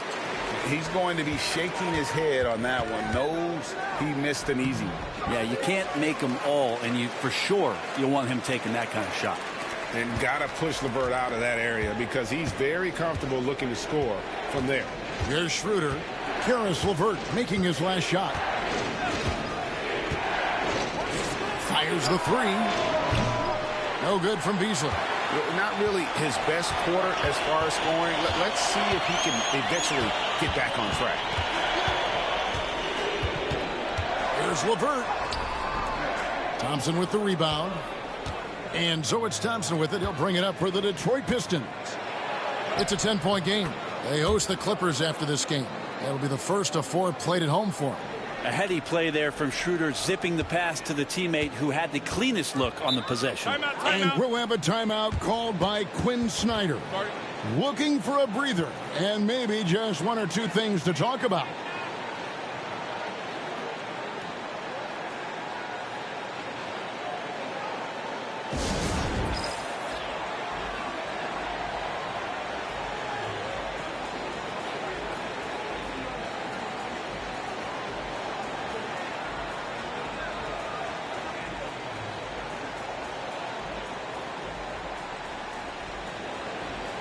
So Detroit going with an almost entire new group here. Jalen Duren, he's checked in for Stewart. Harris comes in for Holland. Tim Hardaway Jr.'s checked in for Malik Beasley. And Cade Cunningham subbed in for Dennis Schroeder.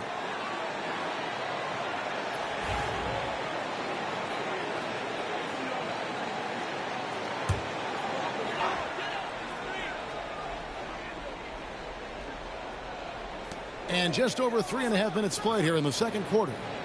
Back to Young. From downtown, Duren pulls it in. Pistons trail by 8. We're talking about Trae Young here, GA. What stands out most about him to you? Well, Kevin, I'd say just how confident he is, right? He plays with that unique energy and swagger. You love him if he's on your team and can't stand him if he's playing against you. So it's Atlanta now after the basket by Detroit. Okongwu with a screen on Cunningham. Down low. And Okongwu slams it in. Like to see that from Trae, directing traffic, getting a good result there on the pick and roll. Detroit's gone 0-2 from deep here in the second. We've got 1:28 left to play here in the half. Cunningham dishes it to Harris. On the wing, Hardaway. Puts up a 3. Nothing that time. He's 0 for 2. The Hawks leading by 8.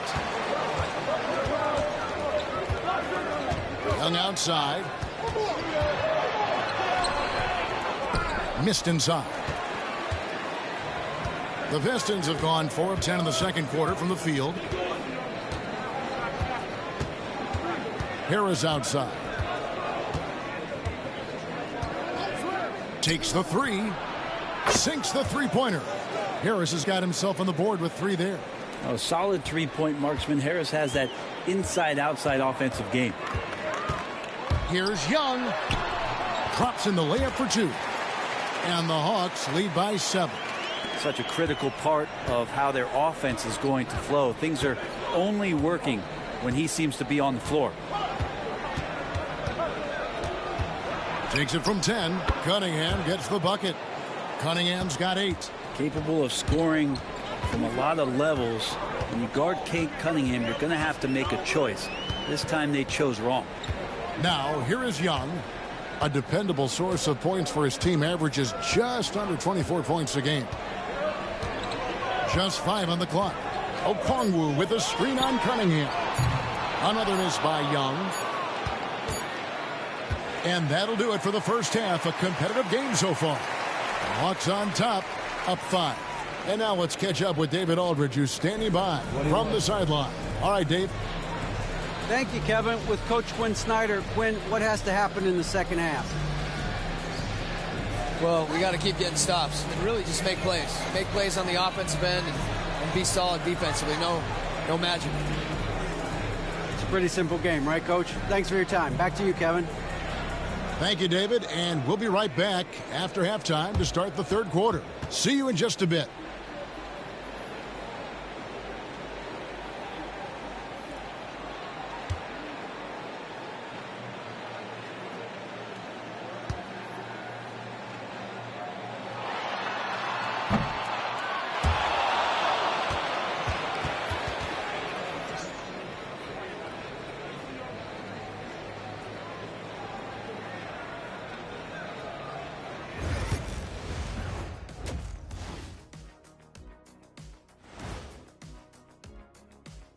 Welcome, one and all. Before we hear Kenny and Shaq's insights on that first half, let's look ahead and check out the upcoming schedule. And for their matchup with the Clippers, on paper, these teams are pretty even. So what will be the determining factor there, Ernie? I'm not sure, but they got to avoid mental errors. Shaq, you agree with Kenny? Not on most things, but this case, yeah, maybe. Yes. It took you too long. All right, looking back now at that first half, we just saw some obstacles to overcome for the Pistons. Chucking up all those threes is clearly not working for them. They need to balance their attack. Yeah, you want to put your players in a position to succeed, and I don't see that in the first half. And that about wraps it up. And as the third quarter is about to begin, we go to Kevin Harlan for the call.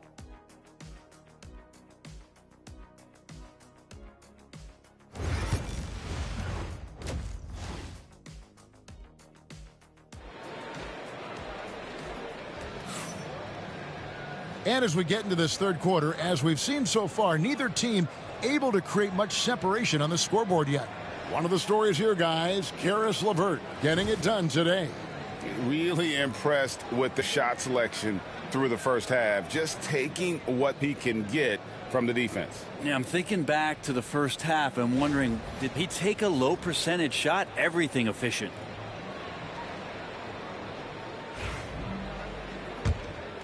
Here's Cunningham. Daniels out there with Young. Then it's Okongwu. Then there's Rizachet. And Gay is in at the power forward position. That's the group starting the second half for Quinn Snyder. Now here's Cunningham following the missed shot by Tobias Harris. It's good. And the Hawks lead is cut to just 3 points on the basket from Cunningham. Pass to Daniels. Back to Young. Lets it go from deep. Detroit with the rebound. Duran's got his 4th rebound with that last one here tonight. And here's Cunningham. Harris finds Hardaway.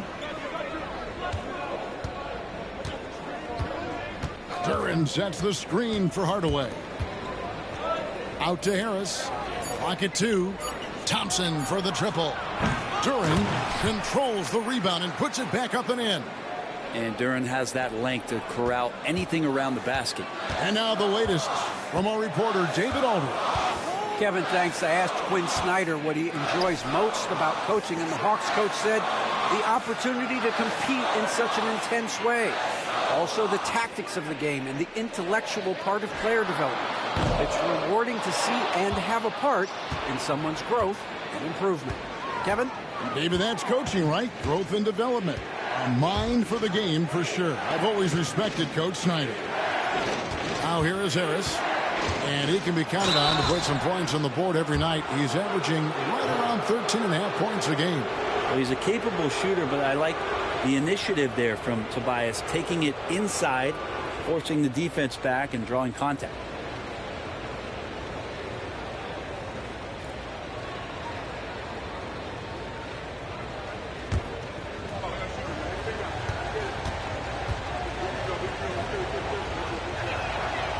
And that one misses. He's just one of those veterans you can count on from the line. Harris really makes an impact from the stripe.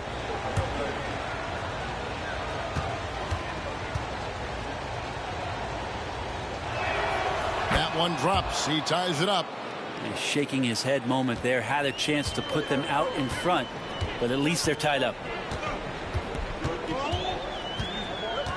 Young looking around. They set the pick. Trains the three-pointer. Young's got 7. And Young's not shying away from any shot, but especially from long range. That's his meal ticket. And one of those guys, Brent, who can take over a game, sometimes from beginning to end, is Trae Young. It is remarkable, Kevin, especially at his size in today's game. It reminds me a lot of playing against Allen Iverson, a guy who could dominate the game as a small player, and that's what Trae is. But what he can do offensively, the instincts that he shows, the way he can get it going offensively, he's truly a remarkable talent in terms of a small guy dominating a big man's game.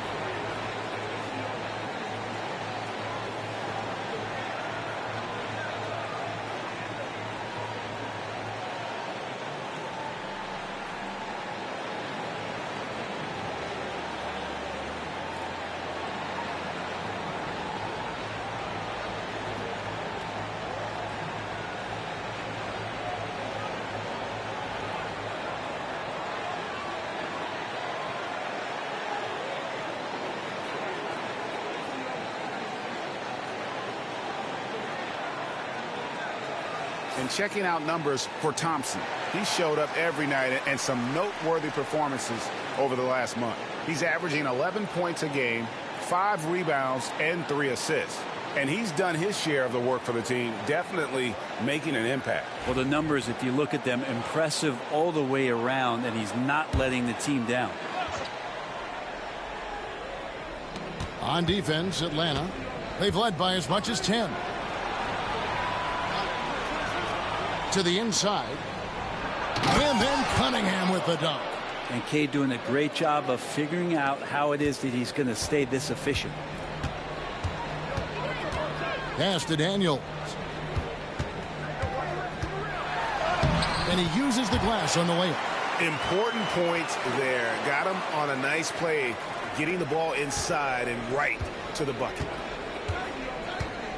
Bounce pass from Cunningham. Harris looking it over. And he gets the whistle. 2 free throws coming up. And let's see some of the numbers here for Okongwu. His last 10 games have been exceptional.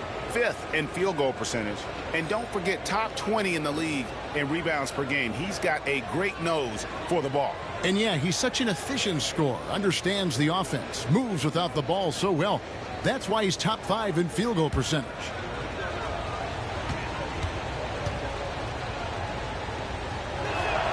And he makes the first.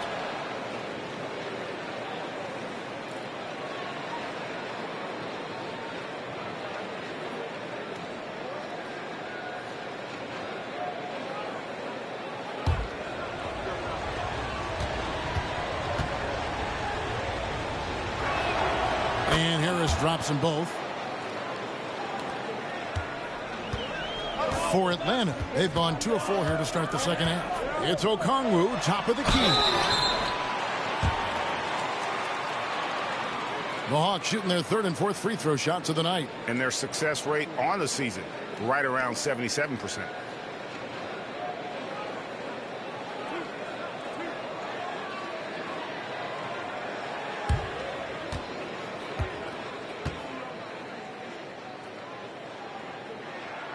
And that one falls for Okongwu.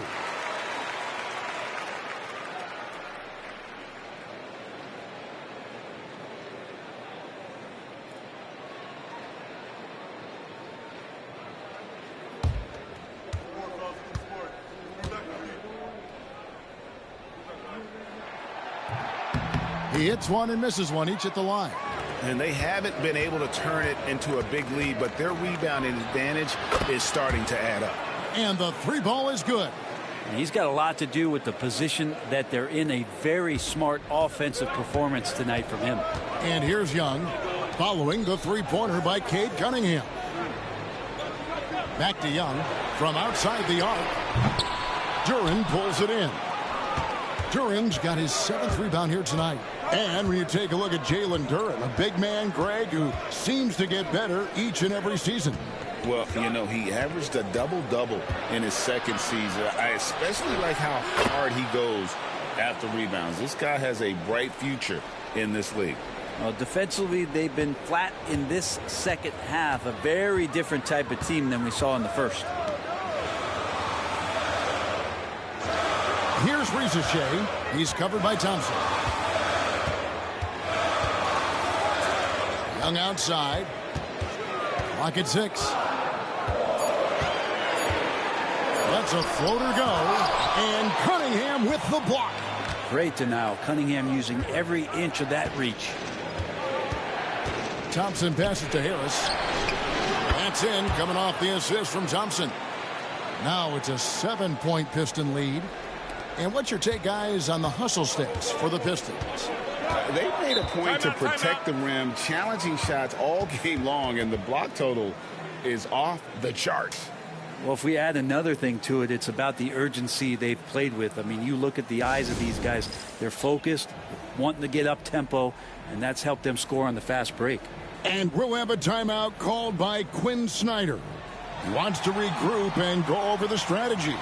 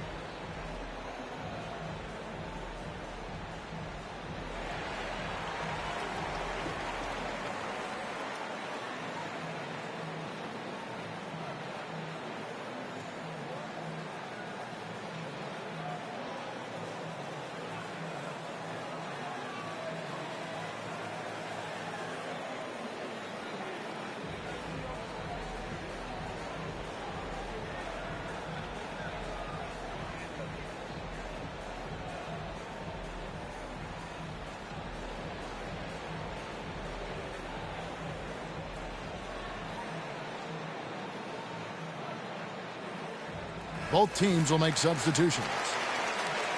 Let's get some information from the 2K leaderboard. In about the last 10 games in the NBA, during that span, these teams have the most second chance points in the league. In the third spot, the Pistons. Really something to see. Their effort on the offensive glass has just led to so many second chance opportunities. There's 1:38 left to play in the third. Pass to man. Hawks passing it around. Three-pointer, LeVert drills the three-pointer. And now that's 11 points for Karis LeVert. That's one of the best three-point shooters. You got to try to scramble the Jets right here and get that guy off the sweet spot. Wallace against Schroeder. Jacks up a three. Rebound by the Hawks. They'll be playing host to Miami for the next game. That'll be the last of 3 straight at home for the team. There's 57 seconds left in the third. Here's Mann. He averages a bit over 6 points a game. And there's the foul on the shot. He'll go to the line for 2. Oh, tricky shot for LeVert. Defense is all over him, but he draws a foul on that attempt. It's his first trip to the line. Numbers this year at the line below 70, so when he's getting to the line, not nearly as effective as you'd like.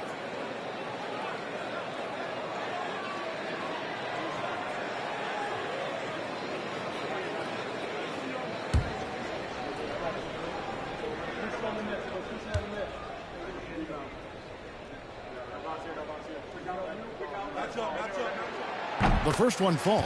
Clint Capella, he's checked in for Okongwu. And the Pistons making a change here as well. Fontecchio's checked in.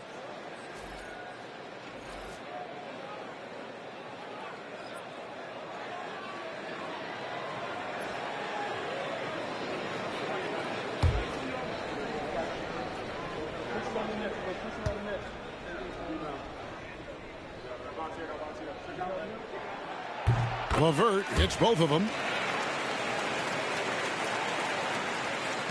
46 seconds left to play in the third. Schroeder against Wallace. Uses the glass to finish the layup. And after really leaning on that three-point shot in the first half, seeming like they're just getting away from it here in the second. More of the shots coming from the interior. Now here's LeVert. He's got 13. It's in, and he's a very efficient 5 for 6 on the game. Due to that aggressive style of play on the offensive end, LeVert is kind of just used to contact at this point. Wallace against Schroeder.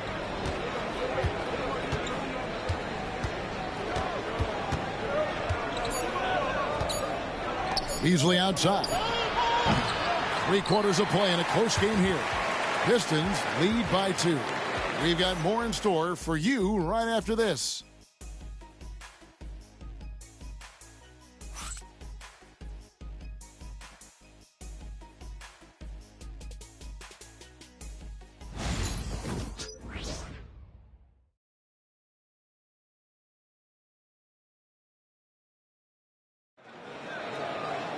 Well, what a terrific game it's been so far, with this fourth quarter sure to bring more pressure-packed basketball. And so, LeVert will bring it up for the Hawks. Trailing by 2 and on the floor for Detroit here in the fourth. We've got Paul Reed, Malik Beasley out there with Dennis Schroeder. Then there's Isaiah Stewart. And it's Fontecchio in at the 3. Just 5 to shoot. Here's Niang to tie it up. Pass to Man. Screen by Capella. A miss that time would have put him up. The Pistons shooting 47% from the floor, getting it done. Beasley finds Fontecchio. And the Hawks with possession here. A 2-point game. Man gets the bucket. A solid passer at his position. LeVert excels at finding his teammates when they're open. 60 seconds off the clock here in the fourth. Beasley with the screen on Wallace. And the dunk by Stewart. And credit the screen for giving him the space he needed to get to the rim. For sure, GA allows him to come in with the sledgehammer. Yeah, why settle for the layup when you can attack the rim and rise up like that? Here's Niang following the bucket by the Pistons. Fast break, here they come. Here's Fontecchio. The shot's good on the assist by Schroeder. Schroeder's got 3 assists tonight. Well, we've seen Schroeder stepping up more as a distributor, leading this ball club now. Now here's Wallace. Niang kicks to Wallace. Pass to LeVert. A floater. Beasley with the rebound. Detroit leading by 3. Schroeder with the ball. Wallace covering. Schroeder passes to Stewart. LeVert against Beasley. 5 to shoot. Shot on the wing. Bullseye. And the Pistons lead by 5. And a nice spark for their offense here in the second half. Now above 50% for the game. And timeout is called by Quinn Snyder. He's clearly intent on wanting to lock in and make sure everyone's on the same page.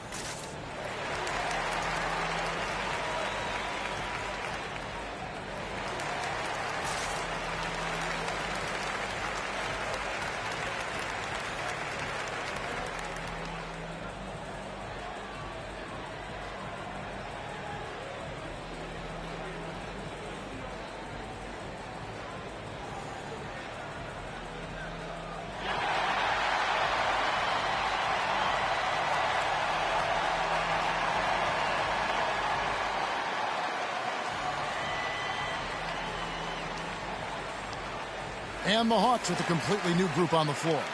And while we've got a moment, let's send it over to our terrific reporter, David Aldridge. David? Well, during that last break, Kevin, I got a chance to hear what Quinn Snyder said to his team. He told them, you can do a lot of great things out there and still lose if you don't take care of the boards. I want to see more effort, gang rebounding, everyone involved. That was his only focus. Kevin? Thank you, David. Sometimes you just have an off night, guys, and that's what we've seen so far. Here's Thompson. Out to Harris. The three. Atlanta with the rebound. And you know what? They're winning, though, despite the fact that he has just been really off. And here's Daniels. Fires for three. Traps in the tray. Their three-point percentage has taken a big leap here in this second half. Thompson passes to Cunningham. And then Cunningham slams it in. You gotta love what Cade Cunningham as a young star is bringing to this game. And that last look brought to you by the AT&T 5G Slam King. The Hawks trail by 4. Pass to Rizichet. A look at the clock, a little under 3.5 minutes gone here in the fourth. A nice shot by Young. Trae Young stepping up and delivering in a big-time moment. The Pistons have gone 4 of 7 from the field since the beginning of the fourth. Now, here's Cunningham. Knocks it loose. To the middle. Here's Gay. And the call on the shot that sends him to the line. It's going to be on Cade Cunningham.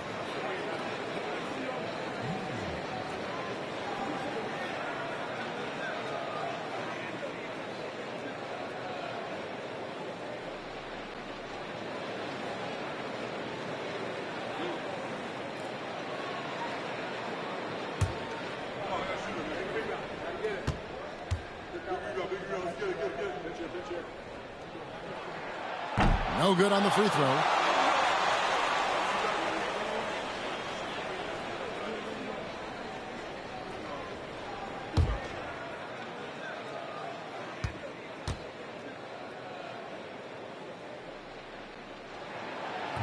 And that trip coming up empty, missing both. The Pistons leading. Crafty move, and it's good on the way up. Cunningham's got 4 points now in the quarter. Oh, Cade Cunningham answering that call. Pass to Daniel to the left side wing. Here's Gay to tie it up. Daniels, no good. Thompson outside. 2 free throws coming up, and they call the shooting foul. This rookie Thompson is special. A talented guard who does a little bit of everything.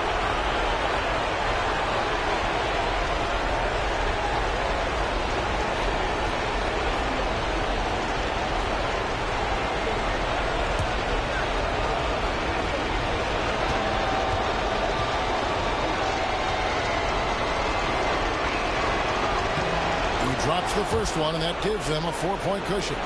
Now, first and foremost, it's the athletic ability and that raw talent. It's there for Asar Thompson. He's just got to keep developing and refining all the little micro skills.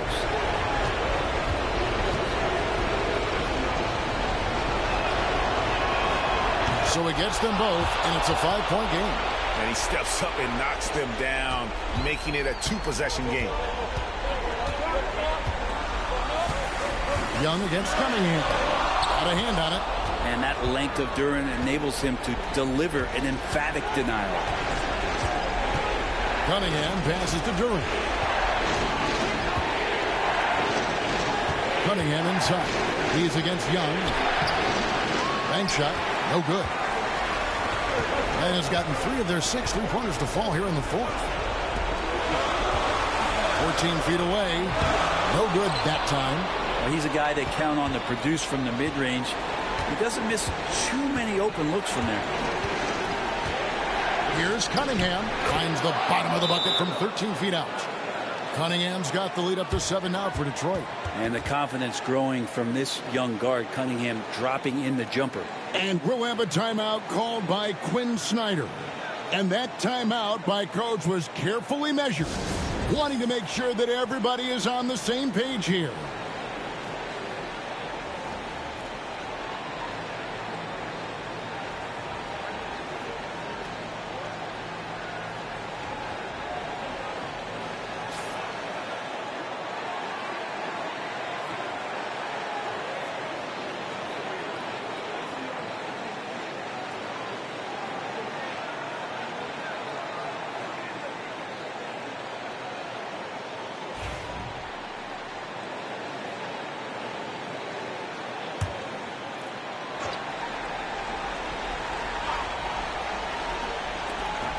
.51 seconds left in the game. Pass to Gay. With the teardrop. And they'll get another chance. Okongwu a screen. And once again off the mark by Atlanta. And Detroit has possession. Duran sets the screen for Hardaway. And Duran slams it in. Duran, one of the league's most powerful players. He doesn't mess around close to the basket. Gay. Offensive struggles continue, missing again. Cunningham outside.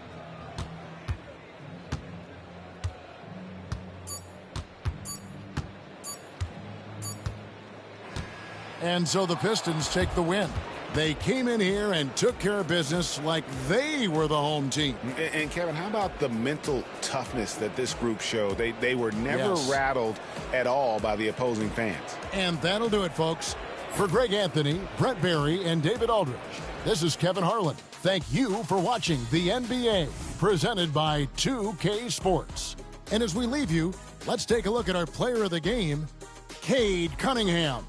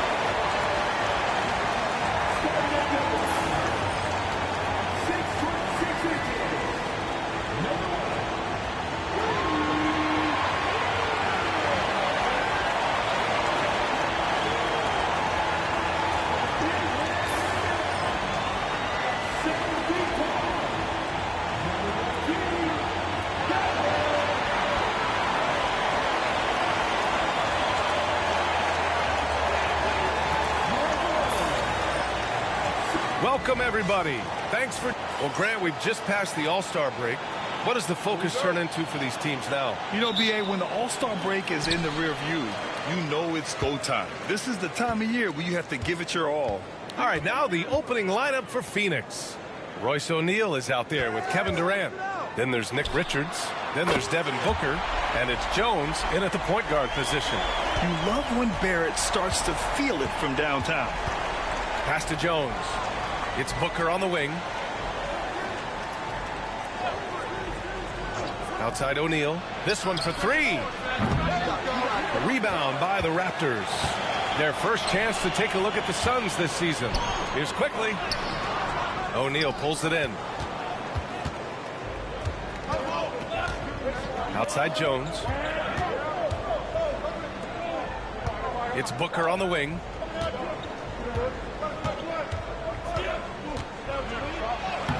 Lays it up and banks it in.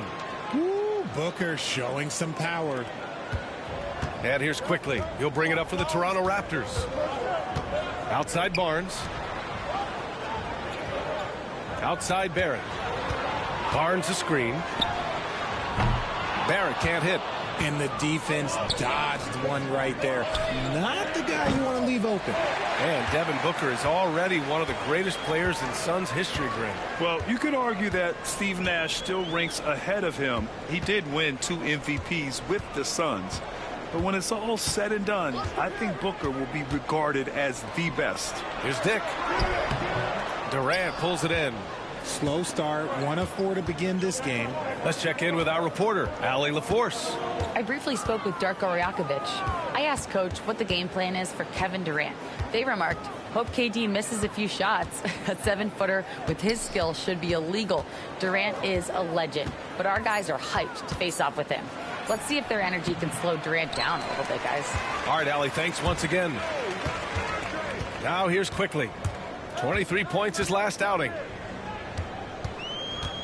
Pass to Barrett. Laid it in with a nice touch off the window. Barrett's got 5 now. Such a gutsy player. Barrett takes on challenging defenders in style and stays in control. Screen by O'Neal. Booker for 3. And can't get it to go. Now 1 of 2. Just haven't found their offensive footing yet, only managing to sink 1 of their first 5 shots. Outside Dick. There's the 3. And it's Phoenix with the rebound. Well, they put up a nice win against Chicago last time out. And you'd have to think that luck played a part in that one. I mean, the opponent had an off night at the defensive end for sure. It just seems like the defense wasn't interested. They got away with one. Walter, he's checked in for Dick. And it's Jones with the ball for the Suns. They trail by 3. Richards, the pass to Booker. Clock at 6. Screen by O'Neal. The Suns need to get off a shot. Jones from outside. Pirtle grabs a miss. Raptors lead by 3. Here's Walter. No good on his first attempt of the game. Phoenix has gone 0 for 4 from deep to start this one. And it's slammed in by Durant. And it doesn't get any easier for Durant. With his size and length, dunking just comes pretty easy for him. And Darko Rajakovic has called a timeout. A moment to rest and confer on the game plan.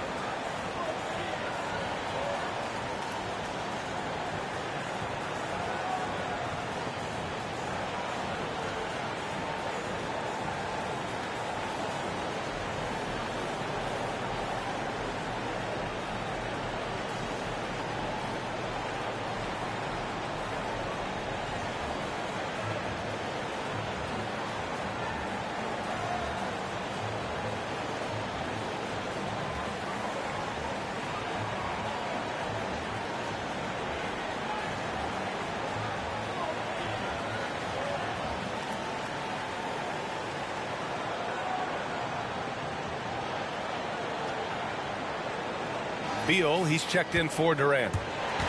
Taking a look at some numbers here for Devin Booker. And he's had a rough past 5 games. He's had trouble finding his offensive rhythm and just hasn't been as effective as he'd like to be on that end. But this is something all players go through, and I'm sure he'll fight his way back.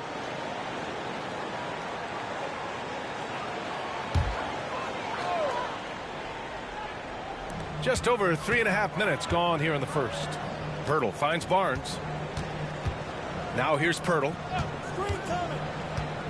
Pass to Walter. Shoots over Booker. That one rolls around and rims out. The Suns have gone 2 for 7. A sluggish start. Beal. And they take the lead. Outstanding ball handling by Beal. Just carving up the D. Toronto's gone 1 for 3 from beyond the arc. Barnes passes to Quickly.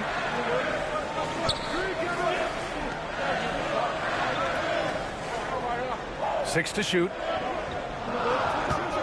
From deep. Counted from distance. Defensively, you have to stay connected to him on the perimeter. The Suns have gone 3 of 8 so far. Gives us a chance to catch up with Allie LaForce. The Raptors are still developing. Coach Darko Rajakovic said, we're focusing on offensive execution and player development. It's about what we need to do night in and night out, regardless of the opponent. As we grow, we'll teach more schemes for opponent preparation. BA step by step. Yeah, it's a process, Allie. Thank you. Now here's Quickly, an aggressive player on offense, scoring around 16 a game. It's Barrett on the wing. He's covered by O'Neal. Pass to Barnes. Takes the 3. And it's Phoenix with the rebound. There's 48 seconds left in the first. Outside O'Neal. And here's Booker. Shoots over Walter. Ooh, he took a hard foul on the shot. So he'll head to the line to shoot a pair. Well, Grant, if you talk about consistent top-level scores, Devin Booker is near the top of that list. Yeah, and going back to the 17-18 season, Devin has averaged at least 25 points every year. Book can create his own shot and finish. It's hard finding guys who can do both. That free throw good from Booker. You know, Booker gets a lot of praise for his scoring. But how about his skill as a passer, Richard? Oh, he's a good decision maker, BA. He's able to read defenses and dissect them with his passing. He's shown he can be a traditional, quote-unquote, point guard.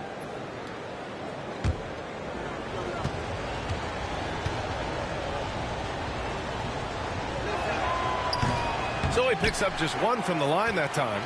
This is who you want at the line, and Booker gets himself there a lot. Here's Shed. Booker defending.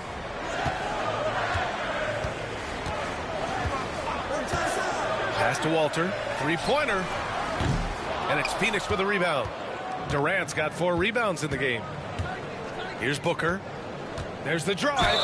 Oh, a clear foul there on the missed shot. So he'll get a pair at the line. It goes on Chris Boucher. This is his second trip to the line in the game.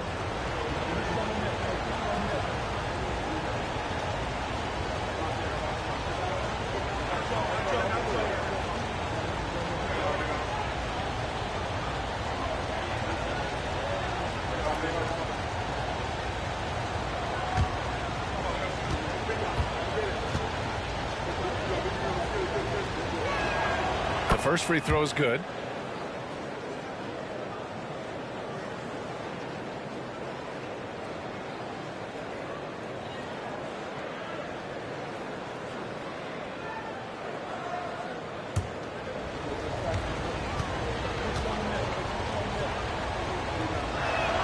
Both free throws good from Booker.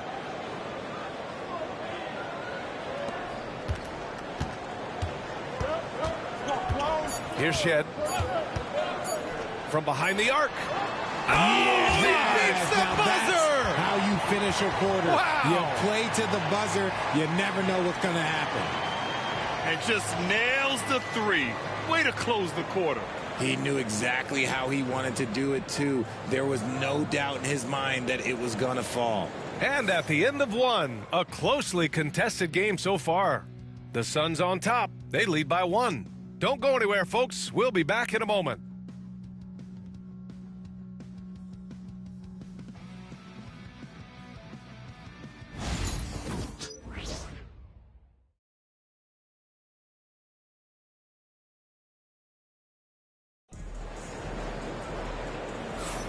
And some good action in the books as we get back to a game that's been pretty close so far here. All right, guys, what stands out to you from the Suns in this one? It's simple. The main takeaway from the first quarter is they're winning this game with defense. Making it as difficult as possible for the offense to find clean looks. Great stuff. RJ, does playing at a faster pace work the same in the regular season as it does in the playoffs? Depends on the opponent. Teams that like to slow it down and can be methodical in the half court can make it a slugfest. You have to be ready for that. On the court right now, second quarter for the Suns. They've got Grayson Allen. Kevin Durant is out there with Mason Plumlee. Then there's Bradley Beal, and it's Morris in at the 1.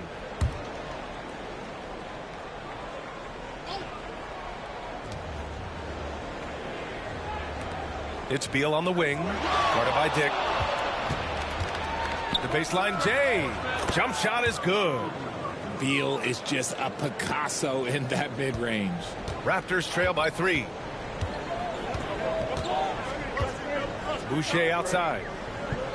And there's the whistle. Illegal screen is the call. A chance to check out the Phoenix Suns' upcoming schedule. On Tuesday, they'll go up against the Grizzlies in Memphis. And then on Thursday, they'll go up against C.J. McCollum and the New Orleans Pelicans. And for their matchup with New Orleans, this is one that they expect to win. But those games can be tricky. Remember, there are no free wins in this league. Beal surveying the D. Oh, rejected by Boucher. Pass to Dick. Here's Shed. Over to the left wing. Clock at 6. Boucher, no good. And you got to give credit to the D for never giving up on the play and doing just enough to bother him at the rim. Durant inside, guarded by Dick. Durant's shot is off. Raptors trail by 3. Outside Dick. Pass to Mobo from downtown. It's rebounded by Morris. The Suns have gone just 1 of 3 to begin the second quarter. Now here's Beal. They set the pick. The deep 3 from Durant. Phoenix no good that time either. Well, the Raptors shooting only 29% in this one. Not great. Here's Boucher. We're now about 2 minutes into the second quarter. Here's Shed. Can't tie it up. That one misses. And he might have thrown himself off when he saw how much space he had from 3. Outside Durant. Count it. 2 for 4 from the field now. In the mid-range, Durant is deadly as ever. Easy money sniper, putting up a little silky jumper. When you look at the career of Kevin Durant, he's had an amazing list of teammates, Grant. Yeah, that's true, B.A. And it started with Westbrook and Harden. Then he had Steph, Clay, and Dre, Kyrie, and then Booker and Beal. That is quite the list. Now here's Durant. 5-point lead, biggest of the game. Slam dunk by Plumlee. At his size, KD is able to see the floor so well, and it helps him make passes just like that. And timeout called by Darko Rajakovic. He's going to talk it over with his guys.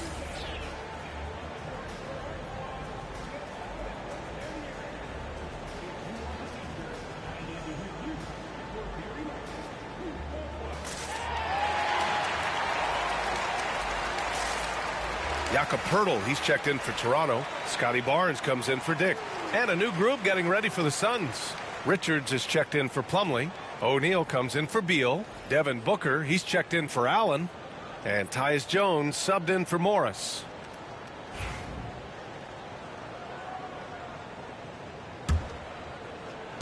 Raptors trail by 7. Barnes feeling it out a bit to stop the drought. No good on the shot. The Suns have got 3 of 6 shots to go here in the second quarter. Easy money for KD inside. And they found a nice flow offensively here in the second period. The Raptors have got nothing to go in this quarter. 0 for 5 to the inside. Battle. And he lays it up and in.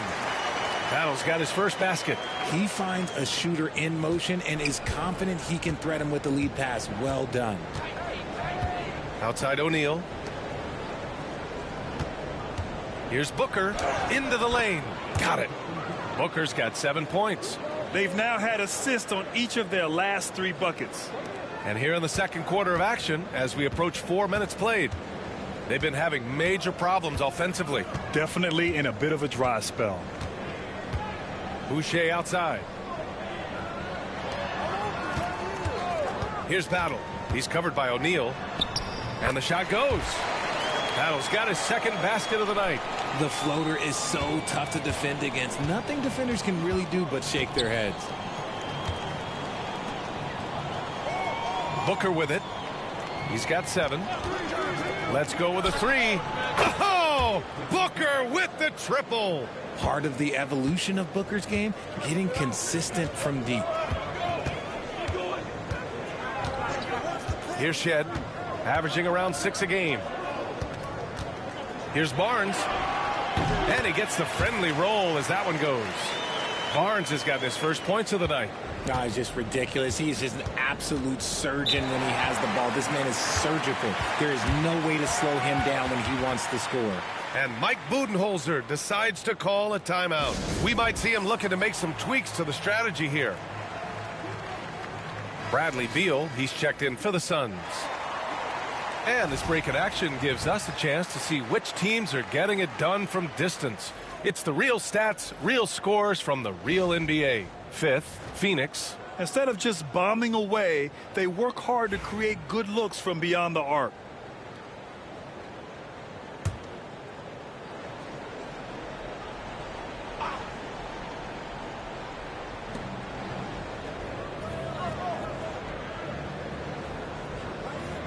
Outside Booker.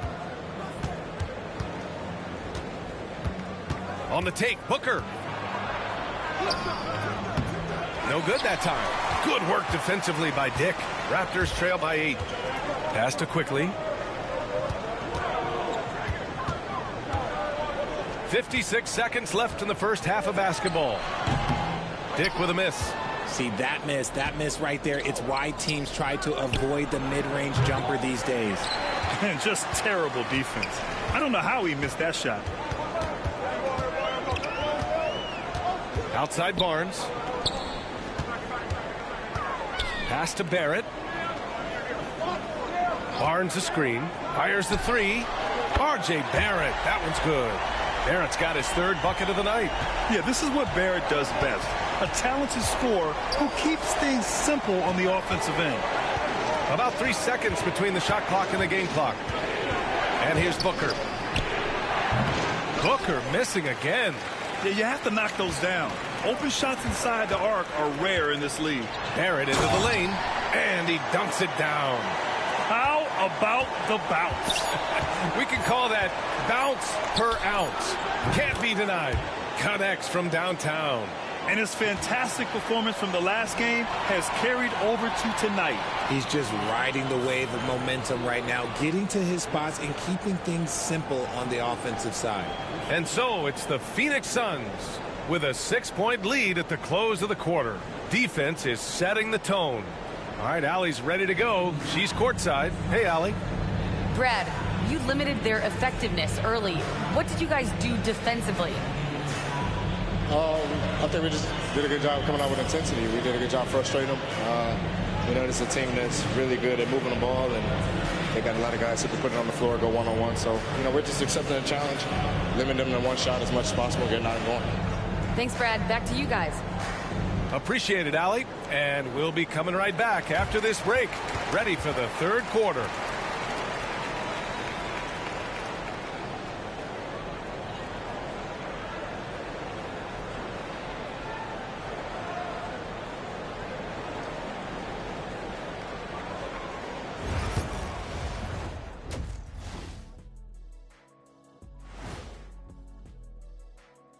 Welcome to halftime, everybody.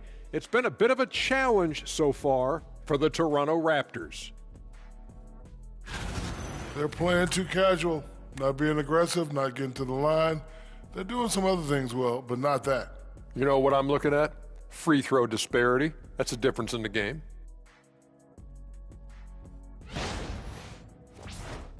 Taking a peek now at the upcoming schedule.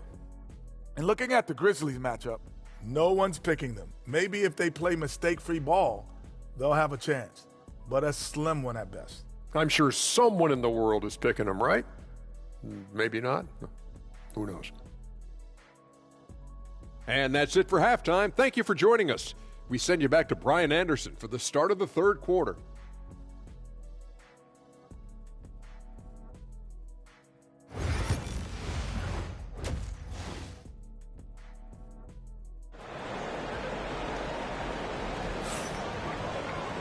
And we've got second half action for you.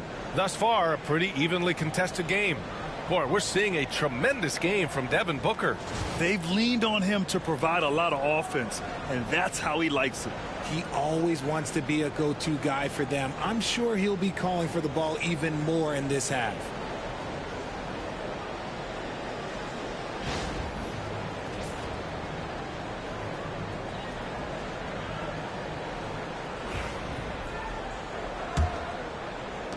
Phoenix leading by 6. Barrett is the 3, and Barnes will play the 4. Emmanuel quickly is out there with Dick, and it's Pirtle in at the 5. That's the 5 out there for the Raptors. A nice shot by Richards. A great move. I mean, the defense has no response. Yeah, taking it right to the rim. One imagines that might be discussed at halftime. That's going to be on the film. Now here's Pirtle. Hasn't gotten one to fall yet. Barrett can't hit. Nice rebound. Trying to match the other team's intensity right now. Booker, the pass to O'Neal. Quickly against Jones. Outside Booker. Down to 5 on the shot clock. It's rebounded by Dick. Dick's got his 4th rebound in this one. Quickly outside. Takes a 3. Phoenix grabs the miss. Durant's got rebound number 7 tonight. Pass to O'Neal. Fires the 3. It's rebounded by Barrett. It's tough to get open in this league, and when you do, it hurts not to capitalize. The officials were right on top of that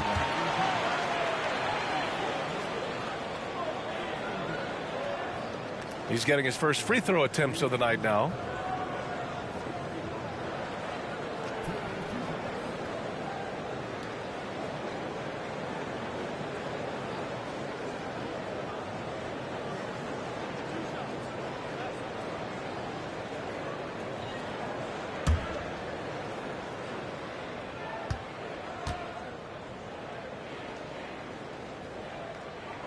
First free throw is good. Yeah, this guy is so key for this team. Barnes with so many valuable minutes night in and night out.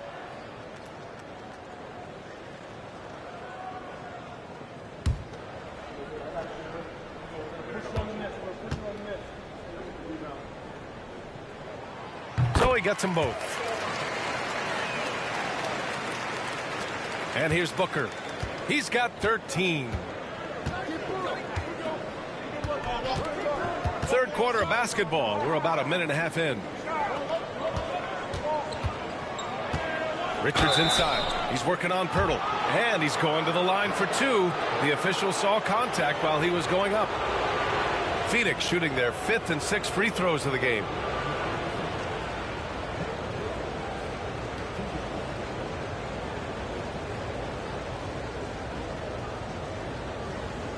Take a break. Take a break. 2 shots.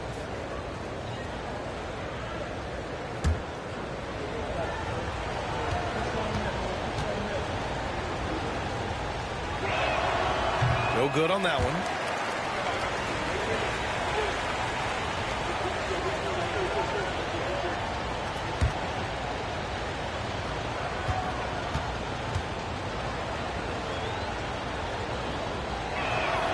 And the second free throw is good. And Darko Rajakovic has called a timeout. He'll take the opportunity to regroup. Failing to find a rhythm offensively, something that needs to change and change soon. And coach called his timeout to try and reset things on offense, shake them up a bit so they can hopefully start getting some shots to fall.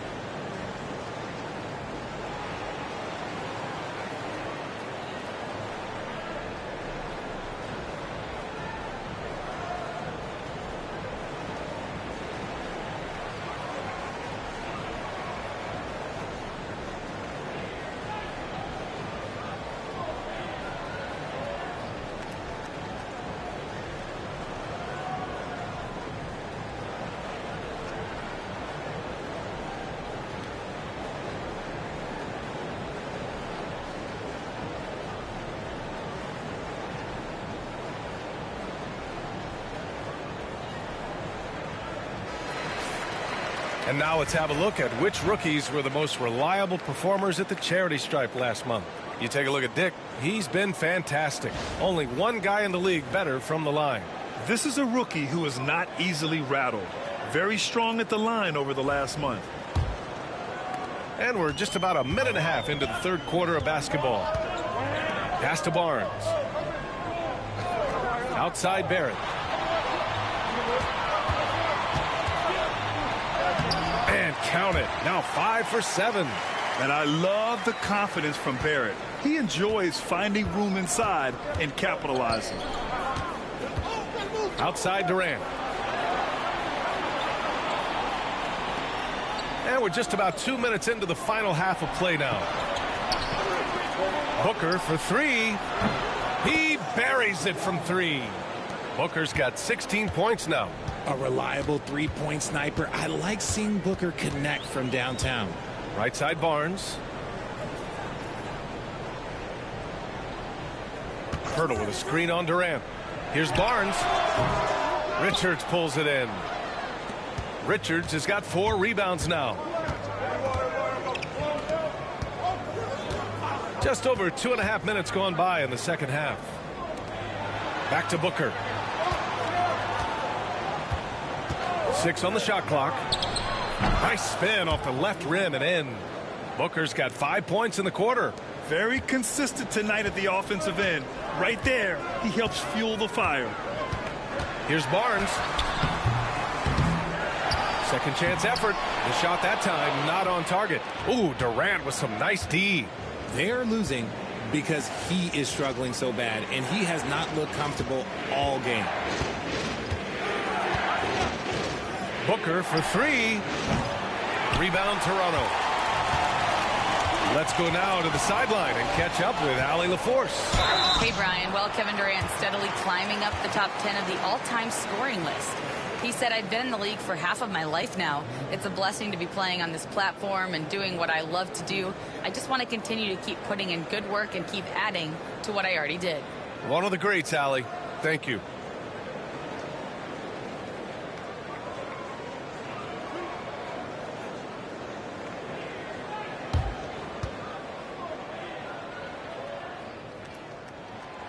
He misses the free throw.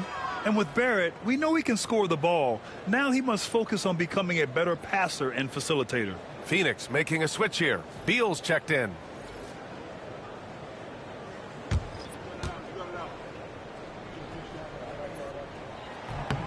And he's good on the second. Third quarter of basketball here. A little under 3.5 minutes gone by. Booker, the pass to Beal.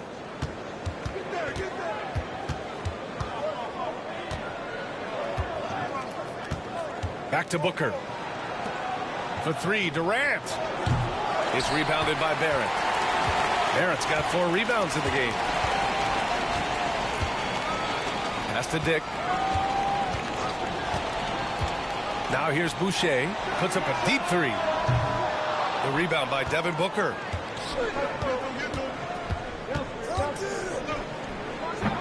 Pirtle grabs a miss. Pirtle's got 4 rebounds now. Here's Shed. Drives to the hoop. Uneasy 2 on the layup. Shed's got 5. Breakdown for the defenders, and you can't ask for an easier bucket than that. Beal, the pass to Richards.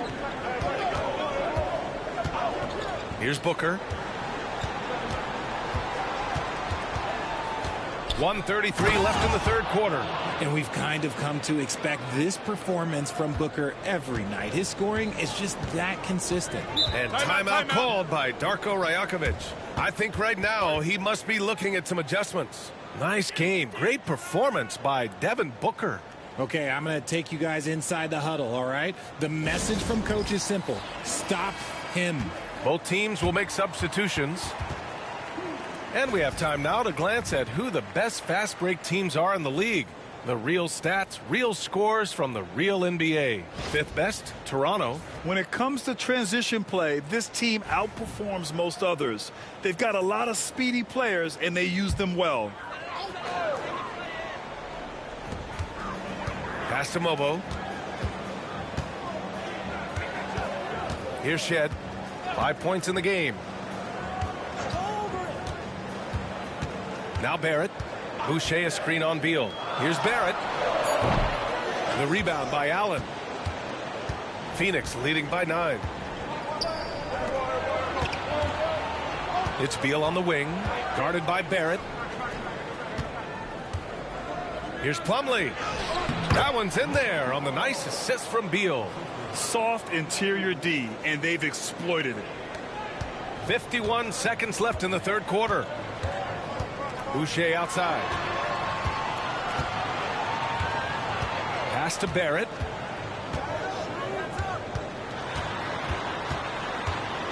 Here's Shed. The 3 is up. On target from range. Shed's got 8 points. You like how Barrett always keeps his eyes open, watching the court for those assist opportunities. 26 seconds left in the third.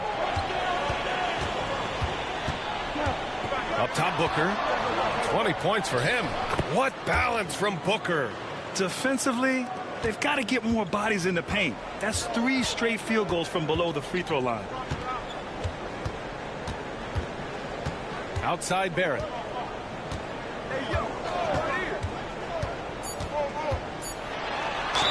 And there's a whistle. He'll head to the line to shoot 2. Heady play to stop that easy layup right there. I mean, make him earn it at the line. He's made 1 and missed 1 so far at the line. First one falls for him.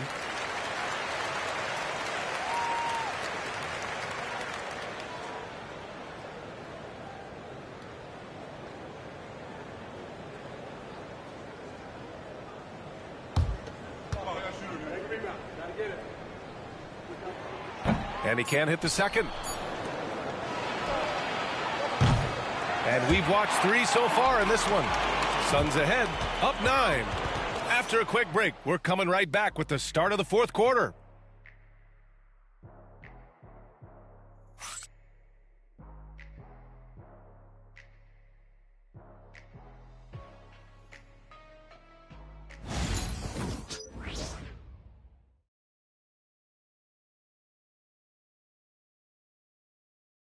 All right, let's take a look at our assist of the game presented by State Farm. And the winner today coming from an unlikely position. It's the big fella with the sweetest pass of the day. I feel like we've seen more slick passing big men in the league today than we've ever seen.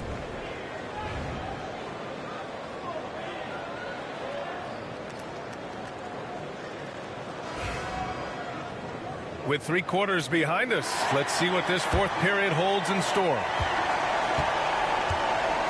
And so in the game for the Suns, Monte Morris is out there with Grayson Allen. Then there's Bradley Beal. Then there's Kevin Durant. And it's Plumlee in at the 5, roaming the paint. The Suns lead by 9. Outside Durant.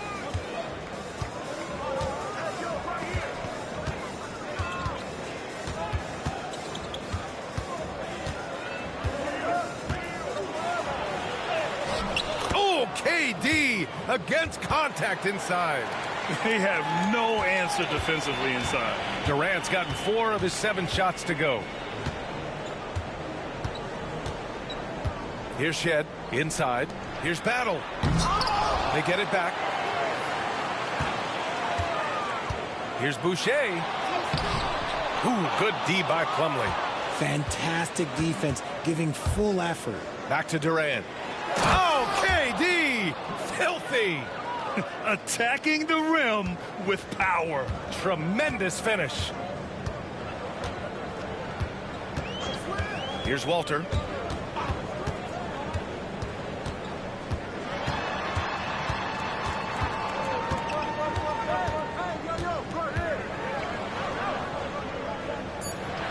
Pass to Battle, and it's going to be a 3-second call. We've seen more than a few miscues from them tonight. And if they want to come back in this game, look, they got to clean up those mistakes. Both teams deciding to change it up.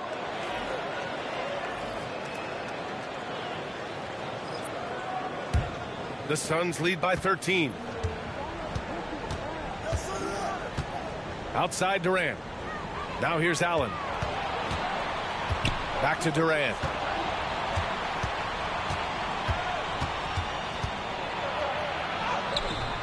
It's hauled in by Robinson. For Toronto, they've gone 0 for 3 in this fourth. Not good. Here's Walter, defended by Jones. To the middle. Here's Lawson. The shot off that time. Beal with some nice D. Beyond the arc. And Allen is good for 3.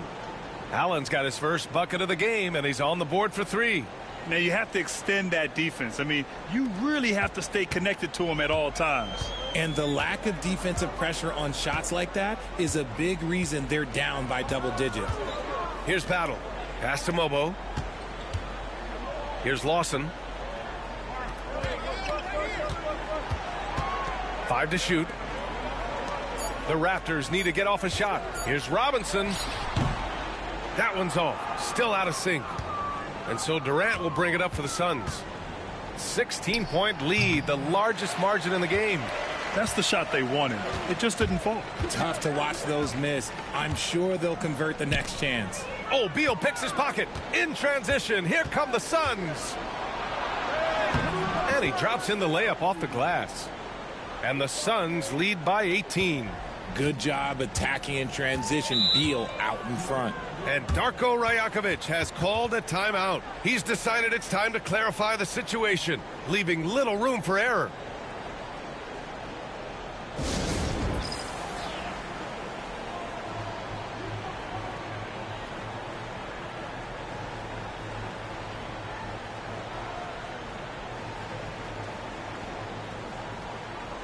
All right, time now to present our New Balance Player of the Game, Devin Booker. Yeah, and what a game. Now, I'm not taking anything away from him, but I was actually surprised the defense wasn't able to do more, particularly early.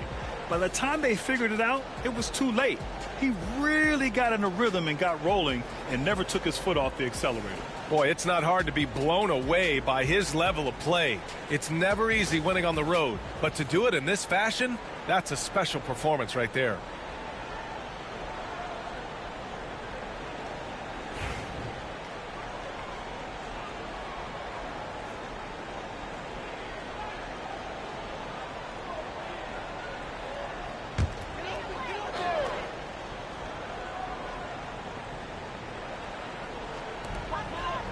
Barnes passes to Pirtle. Quickly outside. A bit under 3.5 minutes have passed here in the fourth. Pass to Barnes. Picked by Pirtle. Shot clock at 6. That one's good for 2. Now here's Booker. And here's Richards. Now here's Booker. O'Neal on the wing. Outside Durant. Three-pointer. And it's Toronto with a rebound. Birtle's got his 5th rebound in this one. Pass to Quickly.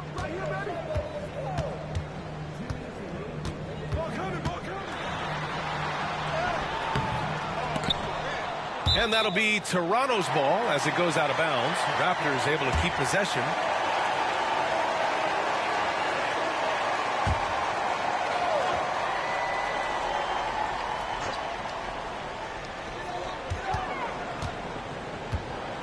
Now here's Barrett. Tight defense on him.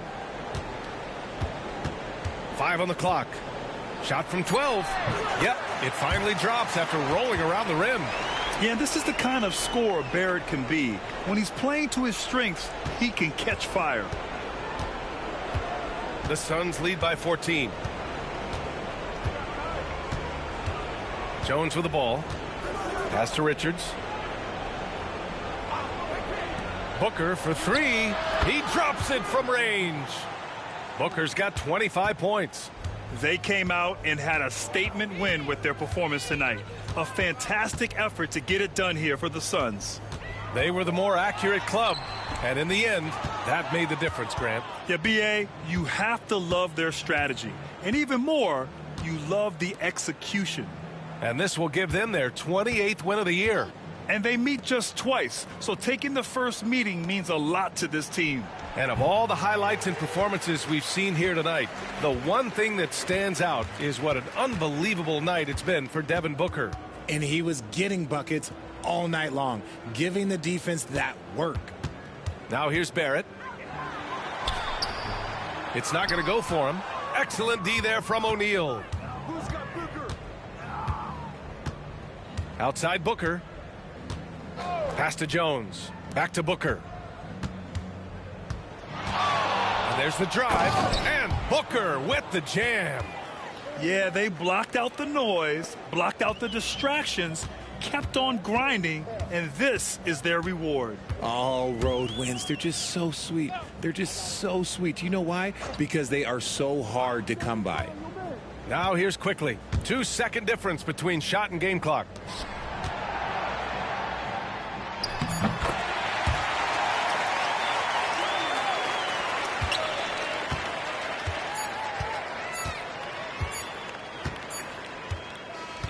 So it's the Suns winning this one easily. This one wasn't even close. The hometown crowd was waiting for a miracle that never came. Yeah, and this team was consistent throughout. They met every challenge, and they earned this dub. Well, now we have some time to check in with Allie LaForce. Allie. KD, you were able to clamp down defensively as the game wore on. What was the key there? Well, we stayed patient. We contested the shots. They hit some tough ones early on. And I think in the pick and roll, we made a solid adjustment. And we turned that around. Coach made a great adjustment, and we was able to get rebounds and go. The patience was so important. It paid off. Thanks, KD. All right, Allie, good stuff there. Thanks for that. Well, folks, that's going to do it for now. For Grant Hill, Richard Jefferson, and Allie LaForce, this is Brian Anderson. Thanks for watching the NBA, presented by 2K Sports. And now let's take a look at our player of the game, Devin Booker.